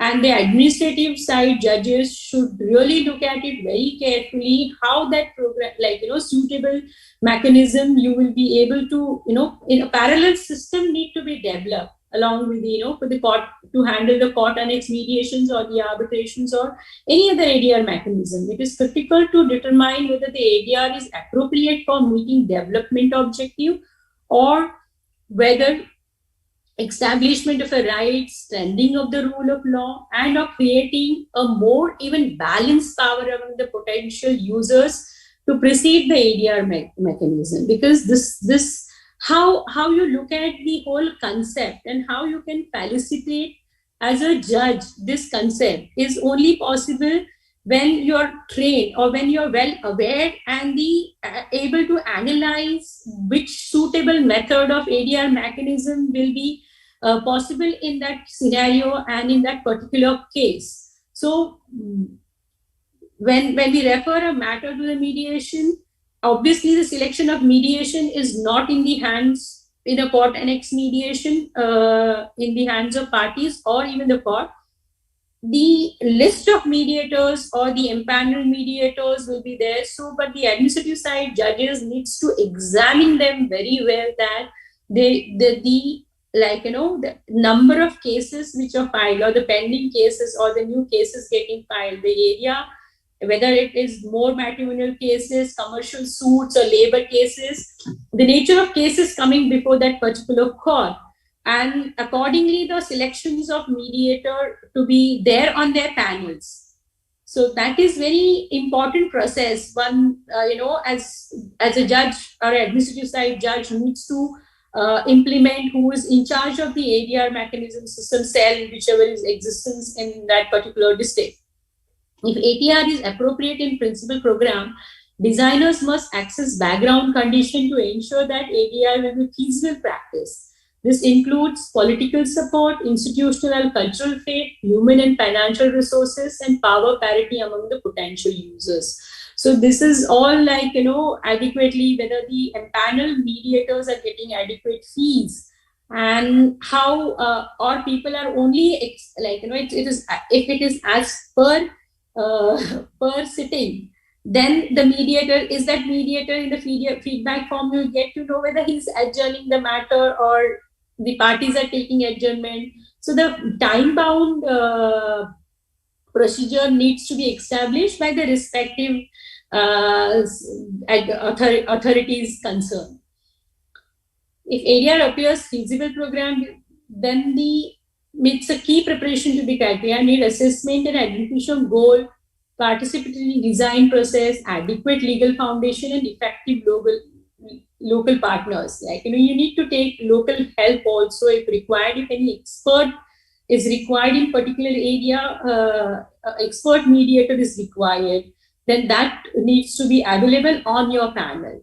In addition to meeting preparation criteria, program designers should also ensure that the ADR program meets implementation criteria, effective selection, training, supervision of the ADR mechanism, financial support, effective case selection, and management and program evaluation procedure. I again and again emphasize on that these are the aspects which one needs to really look into when you're in charge of the ADR mechanism, say in your district or a taluka, whichever place you belong to, because the judge admin needs to look into all these aspects so that the methods are used properly and a lot of people get access to it if we have a good setup ready in the court premises itself. So private mediations and are not getting that popular as we see. Slowly it will also come, that will private mediation basically in commercial matters are getting more and more popularity. But in a small dispute, obviously it is not again possible for them to meet with the fees and criteria or any other things which are in background required, the institutional setup required. Those difficulties are there. In that scenario, in the court annex mediations, really need to be expert mediators on the panel. So that one, despite the selection process of what matter can go and how you can act as in to promote or mediation, it is equally important that once you refer the matter to the mediation, it goes in the right hand. That is very important. And then if the success rate is good, obviously people will come forward, the litigants will come forward and would want to go for a mediation and a tryout. But at the same time, as I said, it should not be, the malpractices are so many on this side that it is used as a tool also. So that also needs to be monitored, whether just to avoid an interim relief or just to prolong the matter, this mediation or any other ADR mechanism are not just aware and used as a tool. So that as a judge mediator or judge sitting needs to be, very, very careful about all this aspect. Because we go on talking about promoting mediation or any other ADR mechanisms, but at the same time, this is the comparison between two, because it's a more informal process. People do try to even the lawyers, even the parties do try to take advantage of the situation and exploit things. So that should not happen. if we have well-trained mediators and other ADR mechanism in place, things will be resolved in this manner. I think if anybody has any other question or any additions to make, that's welcome. Actually, I requested learned district judge if anybody make any comments or share experience about mediation, but I saw that nobody came forward. We have still a few minutes left. Yeah, we still have 10 more minutes to go or 7 minutes to go? No, actually. Yes, up to 30, that is up to. We have 7 minutes left. Yeah, if anybody has any questions, I'm happy to answer that. If there is nobody, so I can make a question. Thanks, Mr. Advocate, Learned Advocate, Mrs. Monisha T. Karia. I am thinking now that the mediation process is actually a complicated process, I think, because we have seen that the from your discussions and lecture that the mediation process is very complicated matter because no, it is not. I'm sorry if I've given you that impression. I was talking about the general I am thinking now. I am thinking that the process is very complicated because it is totally separated and totally informal process, because we are conducting our court in a very formal way. We are following the rules and procedures from our existing legal system. But in the mediation process, we have seen that the process is such a complicated matter that it is a it should be made through following different types of norms, different types of procedures, because it is a normal, not normal process. ফলে আমি বাংলায় বলি, ইংরেজিতে continue করতে সমস্যা হচ্ছে। যেহেতু আমরা কোর্টে, মানে as in our court in my slash, I cannot continue this huge process, so I have to bring those parties in my chamber, because I have to discuss before them their pleadings, their opportunities, their thinking. I have to share my thinkings, I have to share their thinkings. So it is a huge process. So it cannot be done in my slash, and it cannot be facilitated in my court, in my slash. So in my opinion, it is a very complicated process, and that's why I think that the success rate of mediation is very low in our country. I don't know what is the situation in your country, that is India. In my country, you see, in a month, we have been able to dispose 4 or 5 or to 10 cases. But perhaps sir has got your point. Zakaria, please allow sir or ma'am to address this issue. Let me give some seconds. Okay. See that my colleagues, including me, we have been able to use ADR process in a month. You see, 1 or more, or 2, or at best 3. But in normal process, we have been able to dispose some 10 or 12, at best 25 civil suits. So you have to suggest us that it is a easy way, how it comes easy to us, how it becomes easy to the judges of Bangladesh, that the mediation process is very easy, very normal, and very accessible. I want to let me just clarify. Let me just clarify. The mediation process, very easy process for us. Let me. That's exactly the point I really need to clarify, and I'm sure other judges also will agree with me. Some of them who really the mediation process is the most simplified process, and here what we do is like we promote we let the parties speak.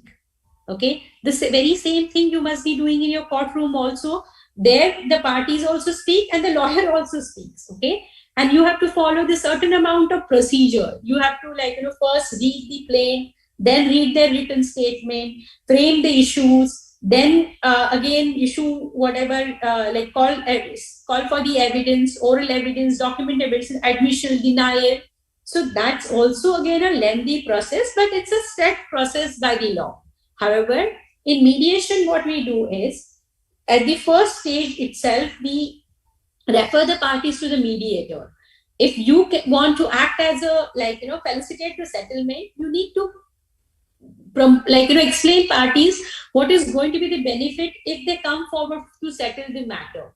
So this long process, what we carry for another maybe 4 years. In your your experience, I feel you are able to dispose of the matters speedily. That's a very good thing. But at the same time, we see a lot of matters get delayed because of the procedure. So that to avoid the procedural delay, we go for the ADR mechanism, which can be mediation, arbitration, or the conciliation, or any other mechanism. Now, mediation. Our legal system has made it compulsory.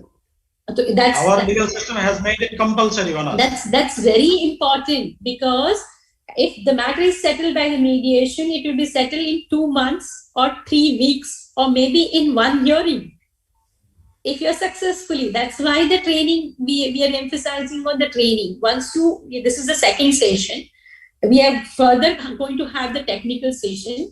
Once we have those technical sessions, there will be techniques given to you how you can actually develop yourself, or the skill development, what we call as a mediator. So mediator needs a neutral mindset, and one needs to just give the confidence to the parties to come forward for a settlement, and here the parties come with the solutions to their problems. So your job is reduced rather than having any complication on your mind. Here there is no complication, rather the parties solve their complication. That's the reverse process we are talking about. I'm sorry if, there's some, while doing the comparison, you must have, I showed a lot of rules and regulations and laws. So I just wanted to give a comparative analysis. But whereas the mediation is that's why we discussed initially also, even Justice asked me the question that which method do you prefer more in the ADR mechanism? So my first answer was the mediation, because mediation is the most simple and informal and party dominated system.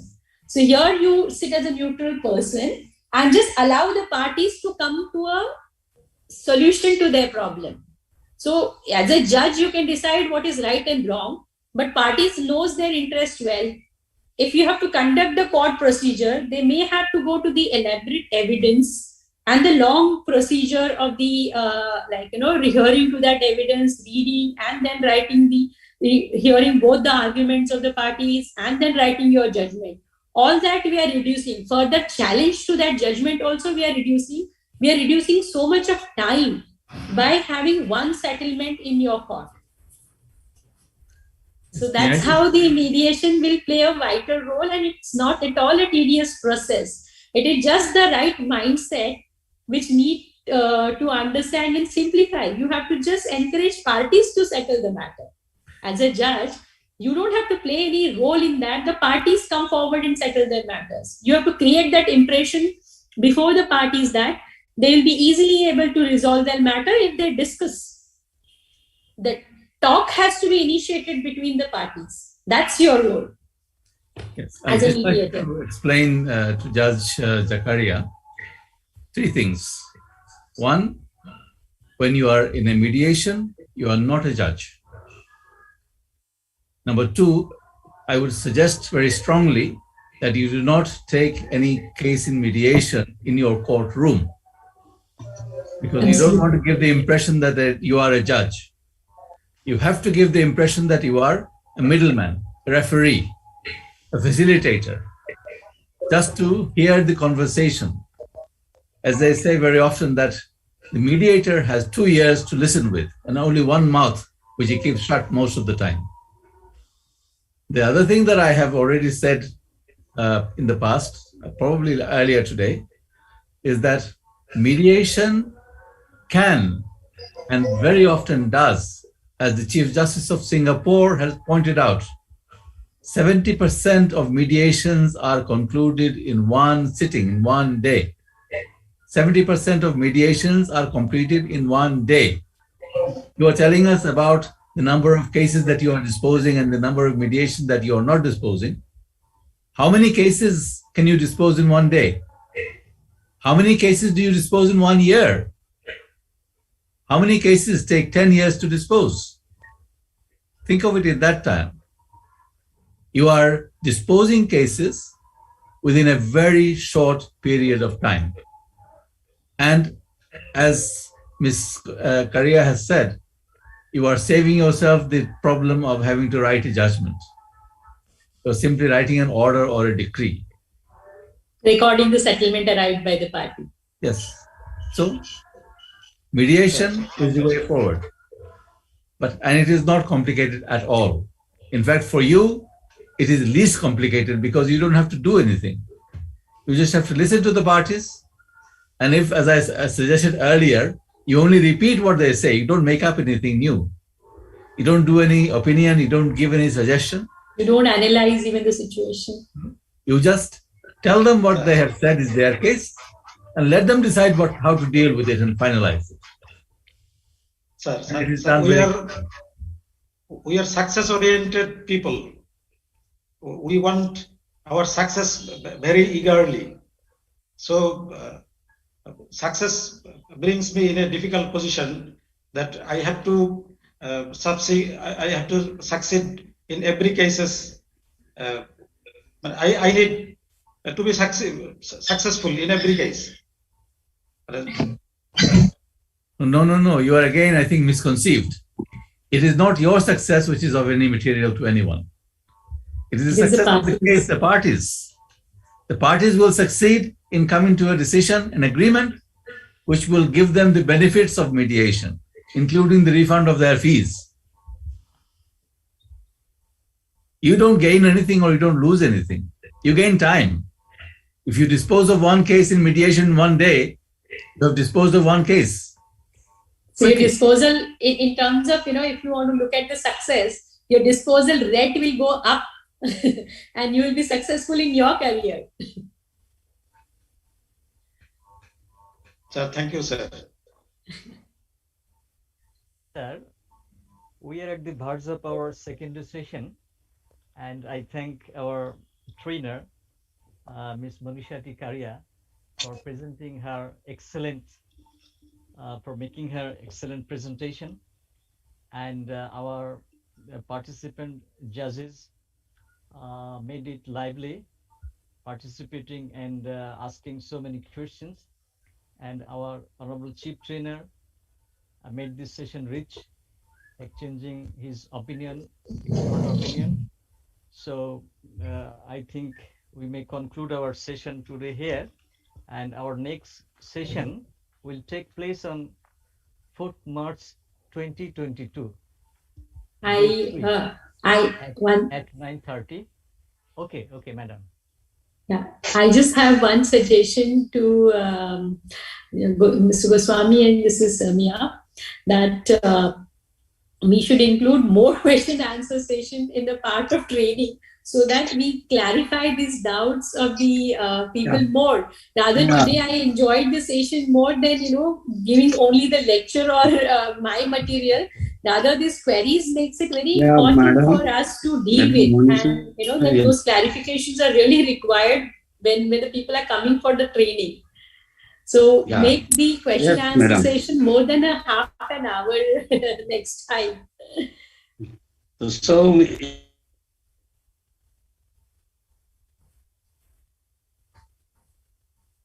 Mr. Goswami, you are muted. We cannot hear you. If you allow me to say,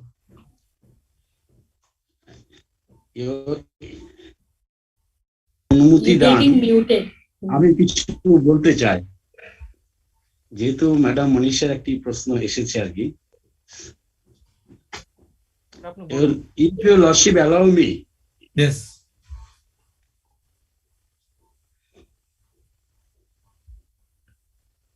please go ahead, we hear you. আমাকে শুনতে পাচ্ছেন lordship? শুনতে পাচ্ছেন? শোনা যাচ্ছে, মাঝখানে বন্ধ ছিলেন, এখন শোনা যাচ্ছে।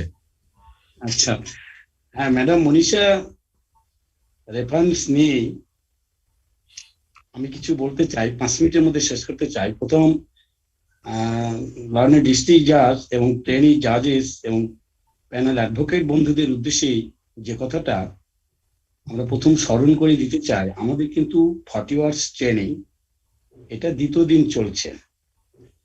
আর প্রথম আমার লার্নের ডিস্ট্রিক্ট জাজকে, অর্থাৎ যিনি প্রোগ্রামটা অ্যারেঞ্জ করার জন্য সহযোগিতা করেছেন, ফার্স্টলি আমাদের 3টি প্রসেস মেনটেন করতে হয়। প্রথম আনসিডিয়াল, then People's Republic of Bangladesh, then যিনারা ইন্টারেস্টেড তাদের কাছ থেকে আমরা কিছু নাম আহ্বান করি।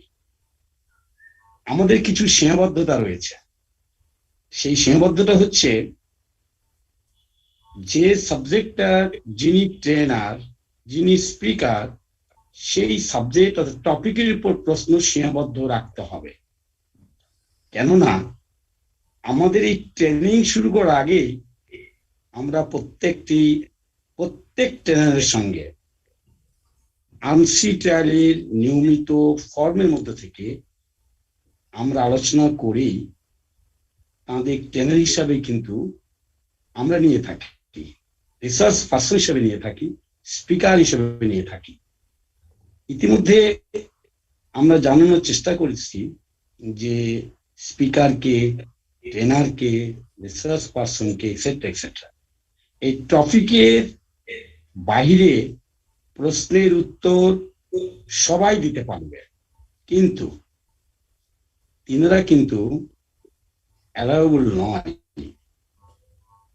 অর্থাৎ ম্যাডাম মনীষাটি ক্যারিয়ার যে সাবজেক্ট, সেই সাবজেক্টের মধ্য থেকে যিনি কথাটা বলার চেষ্টা করেছেন, পার্টি ডমিনেটেড প্রসেস হচ্ছে মিডিয়েশন।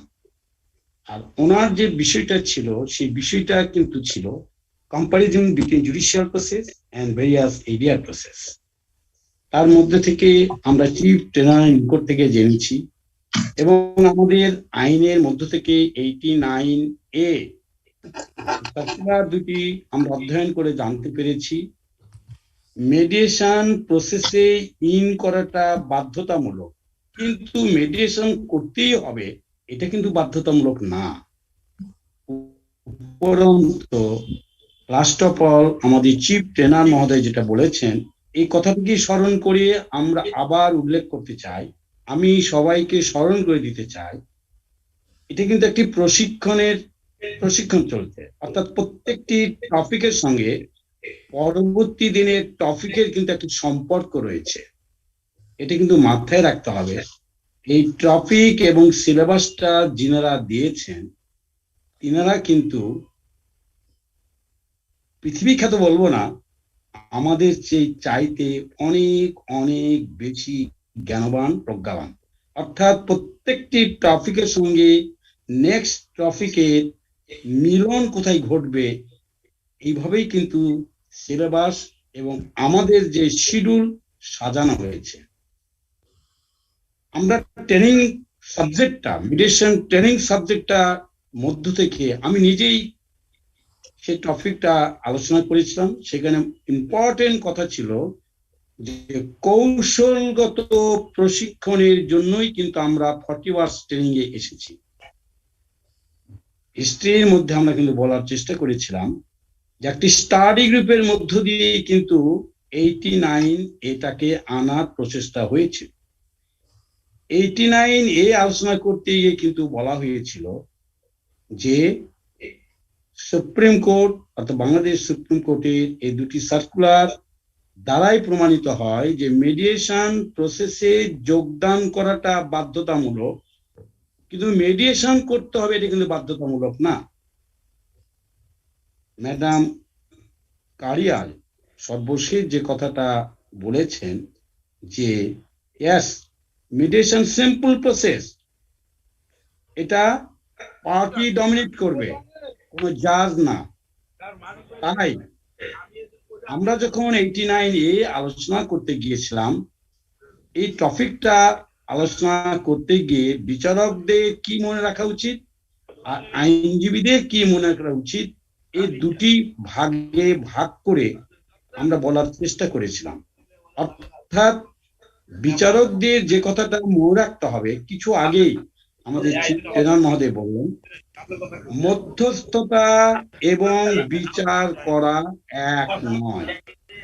যেটা ম্যাডাম মনীষা তিনিও বলার চেষ্টা করেছেন, সুস্পষ্ট হয়ে বলেছেন যে মধ্যস্থতাতে মিডিয়েশন আর হচ্ছে প্রচলিত আইনে বিচার করা, এই দুটো কিন্তু এক না। কেন এক না? এই কারণেই এক না উনি বলেছেন যে মিডিয়েশন প্রসেসটা হচ্ছে পার্টি ডমিনেটেড। পার্টিরা ঠিক করবে, বিপক্ষ ঠিক করবে যে আমরা মিডিয়েশন প্রসেসে আগাবো না।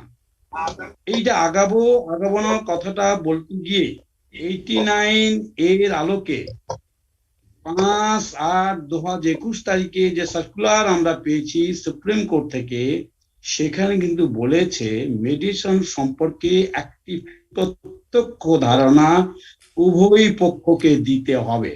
যদি তাদের ধারণা দেওয়া যায় তাহলে আমাদের বিশ্বাস এই প্রশিক্ষণের মধ্যে যে কৌশলগত উপযুক্ততা, কৌশলগত দিক আমরা জানতে পারবো, সেই ক্ষেত্রে কিন্তু আমরা সফলকাম হতে পারি।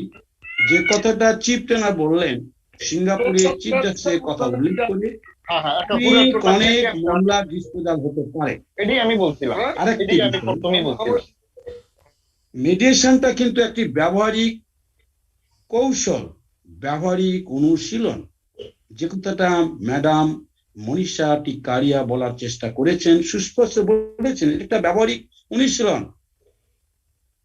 আর মধ্যস্থ হচ্ছে প্রচলিত বিচার ব্যবস্থার অবিচ্ছেদ্য অংশ। এ কথার অর্থ এটা নয় যে যেটা আমরা প্লিডিংসকে সামনে রেখে আমরা চলবো। আমাদের প্লিডিংসকে বিচারক হিসেবে মাথায় রাখবো, কিন্তু আমরা পার্টিকে সম্ভাবনার কথা আমরা বলবো না, গেইন লেসের কথা বলবো না, লসের কথা বলবো না, আমরা শুধু তার উপর ছেড়ে দিব। তাই আমরা কেন অবিচ্ছেদ বলছি, ওনারা সলিউশন করবে। যেটা আমরা আজকে জেনেছি জাস্টিস মোহাম্মদ আশরাফুল কামাল মহোদয়ের মাধ্যমে, যা কাজকেও বিচার করে তখন দুই পক্ষ আপোষ করলো, সোলেনামা নিয়ে আসলো, একটা অর্ডার দিয়ে দিলেন আপনারা, শেষ। অর্থাৎ এইটুক হচ্ছে অবিচ্ছেদ অংশ। আরেকটা অবিচ্ছেদ অংশটা কি, যখন মিডিয়েশন সম্পর্কে আমরা ধারণা দিব পার্টিকে, আমাদের সেই সময় দায়িত্ব বিং এ জাজ, আমরা তাদের অনুপ্রাণিত করব আর অ্যাডভোকেট বন্ধুদের অনুসৃত করার প্রচেষ্টা চালাবো। এটা হচ্ছে একজন বিচারকের মনে রাখা উচিত মিডিয়েশন প্রসেসে যাওয়ার পূর্বে এবং মধ্যে এবং শেষের ধারণা। তাহলে সংক্ষেপে বলতে গেলে কি, মধ্যস্থ মিডিয়েশন হচ্ছে পার্টি ডমিনেটেড প্রসেস। মিডিয়েশনটা কি, মিডিয়েশন করা আর বিচার করা এক নয়। আরেকটি কি, মিডিয়েশন হচ্ছে প্রচলিত বিচার ব্যবস্থার একটি অবিচ্ছেদ্য অংশ। আর সেক্ষেত্রে কিন্তু আইনজীবীদের ভূমিকা সম্পর্কেও কিন্তু আমরা বলার চেষ্টা করেছিলাম। সেই কথাটা হচ্ছে কি, যে একজন আইনজীবী প্রতিদ্বন্দ্বিতামূলক মনোভাব ত্যাগ করবেন, তাকে ভালো আলোচক হতে হবে, সমঝোতার কৌশল আয়ত্ত করতে হবে, সংগ্রামী ভূমিকার পরিবর্তে সহযোগিতার ভূমিকা পালন করতে হবে। এই আইনজীবীদের ভূমিকা এবং বিচারকদের ভূমিকা, এই দুই ভূমিকার সম্মিলন করে যদি আমরা মিডিয়েশন ওয়ার্ডটিকে চিন্তা করি, মিডিয়েশন প্রসেসটাকে যদি চিন্তা করি, তাহলে আমরা এখানে বলতে পারি না অতি সহজ সংক্ষিপ্ত পদ্ধতি হচ্ছে মিডিয়েশন। অর্থাৎ পার্টি, যে কথাটা আবার উল্লেখ করতে চাই, অনেক উদাহরণের মধ্যে আমাদের চিফ ট্রেনার প্রথম দিন যে কথা বলেছিলেন, একটি পার্টি কমপ্লেনেন্ট 8 লক্ষ টাকা পাবে, সেই টাকাটা ছেড়ে দিলেন। কারণটা কি? তার মনের মধ্যে প্রবেশ করে একজন বিচারক যখন বুঝাতে সক্ষম হবেন, তখনই কিন্তু তার মন সাড়া দিবে, আমার শত্রুতা দরকার নাই, আমার ফ্রেন্ডশিপ দরকার, বন্ধুত্ব দরকার। এই বন্ধুত্ব পরিবেশে দুইটি পার্টি যখন তার নিজস্ব প্রবলেম, নিজস্ব সমস্যা, নিজস্ব এই যে ধারণাগুলো পোষণ করতে শিখবে, জানবে, তখনই কিন্তু প্রকৃত বিজয়, বিজয়ী কথাটা আমরা জানতে পারবো, অর্থাৎ উইন উইন উইন। প্রতিটি মেডিয়েশনের ক্ষেত্রে এই মধ্যস্থতা, অর্থাৎ মেডিয়েশনটাকে বোঝার জন্য নিজে অনুপ্রাণিত হব এবং ওই পার্টিকে বোঝানোর চেষ্টা করব তার সুবিধাগুলো কি। এই সুবিধাগুলো নিয়েই 89 এর আলোকে 5/8/2021 তারিখের বাংলাদেশ সুপ্রিম কোর্টের সার্কুলার, যেটা বারবার পড়ার জন্য আমরা অনুরোধ রাখছি। পরিশেষে আমি এই কথাটা বলতে চাই, আমরা আসি না, যেটা ম্যাডাম মনীষা টিকারিয়া বলেছেন, আরো 4টি দিন রয়েছে। 40 আওয়ার্সে শুধুমাত্র এই 2টা দিন আমরা কাটালাম। এই 2 দিনের মধ্যে কি জেনেছি?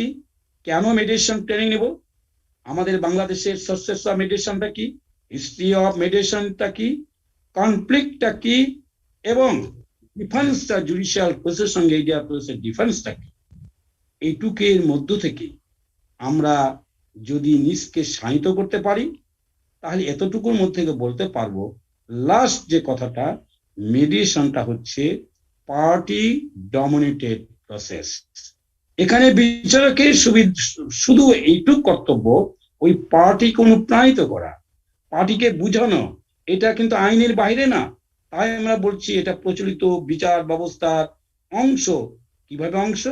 আবারও রিপিট করছি, 5/8/2021 তারিখের যে সার্কুলার, সেখানে সুস্পষ্ট বলা হয়েছে শুধু মেডিয়েশনের ডেট রাখলে হবে না, মেডিয়েশনের তারিখে উভয় পক্ষকে এবং উভয় পক্ষের আইনজীবীকে সামনে নিয়ে এই মেডিয়েশন প্রসেস সম্পর্কে ধারণা দিতে হবে। এই মেডিয়েশন প্রসেসের যে গুণাবলী, সেই গুণাবলীর কথা বলতে হবে।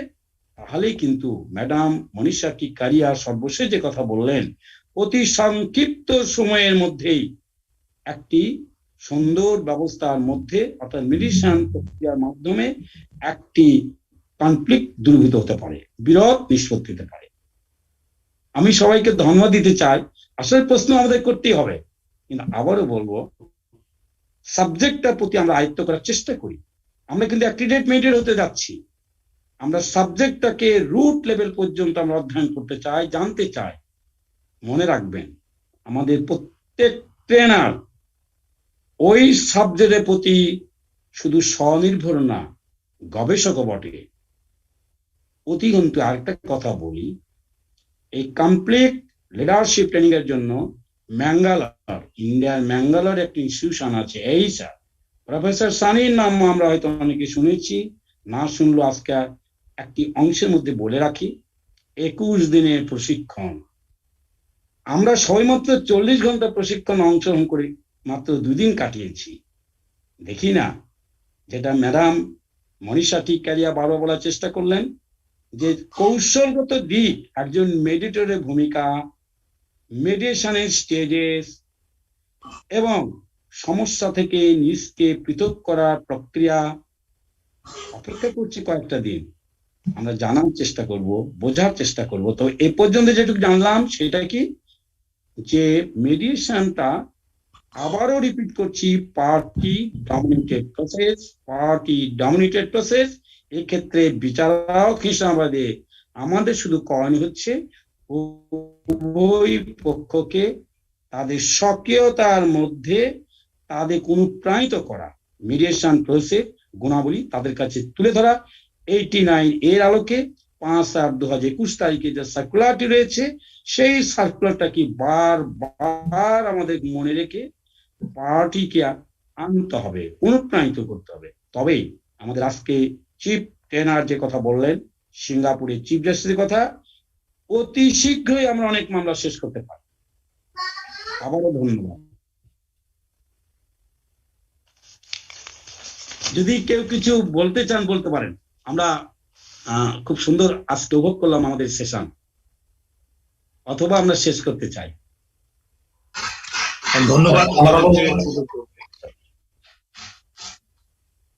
লার্নের ডিস্টেন্স সেশন জাস্ট কিছু বলবেন? আমরা আসলে উপভোগ করছি আমাদের এই সেশনসটা, শুধু আলোচনার মধ্যে নাই, আমরা আজকে যে সেশনস পেলাম তাতে আমি স্পেশালি সবাইকে ধন্যবাদ দিতে চাই, আর আমাদেরকে যুক্ত করার জন্য কৃতজ্ঞতা জানাই বিমস এর প্রতি। সবাইকে ধন্যবাদ।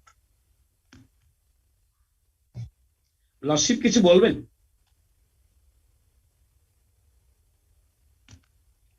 প্রশ্নগুলো আমরা পেয়েছি, প্রশ্নগুলো যে পেয়েছি, it's a good sign. Good sign, yes. Questions are always a good sign. That means that people are awake and listening and trying to understand where they don't understand. It is very good, because we want to make sure that everybody understands what we are saying. English bolbo, Bangla bolbo, darkar hole Hindi Urdu bolte pari. But we want to make sure that you understand. Yes. Absolutely, and I really agree that once the question starts, we get to know that you people understand, and what is being said. It's just not the exchange of knowledge, but we also get some knowledge from you. Thank you, everybody. Thank you so much. Until next Friday, wish you all very best. Please stay safe. Stay well. Thank you, sir. Assalamu alaikum, sir. Thank you, sir. Thank you, sir. Assalamu alaikum, sir. Recording.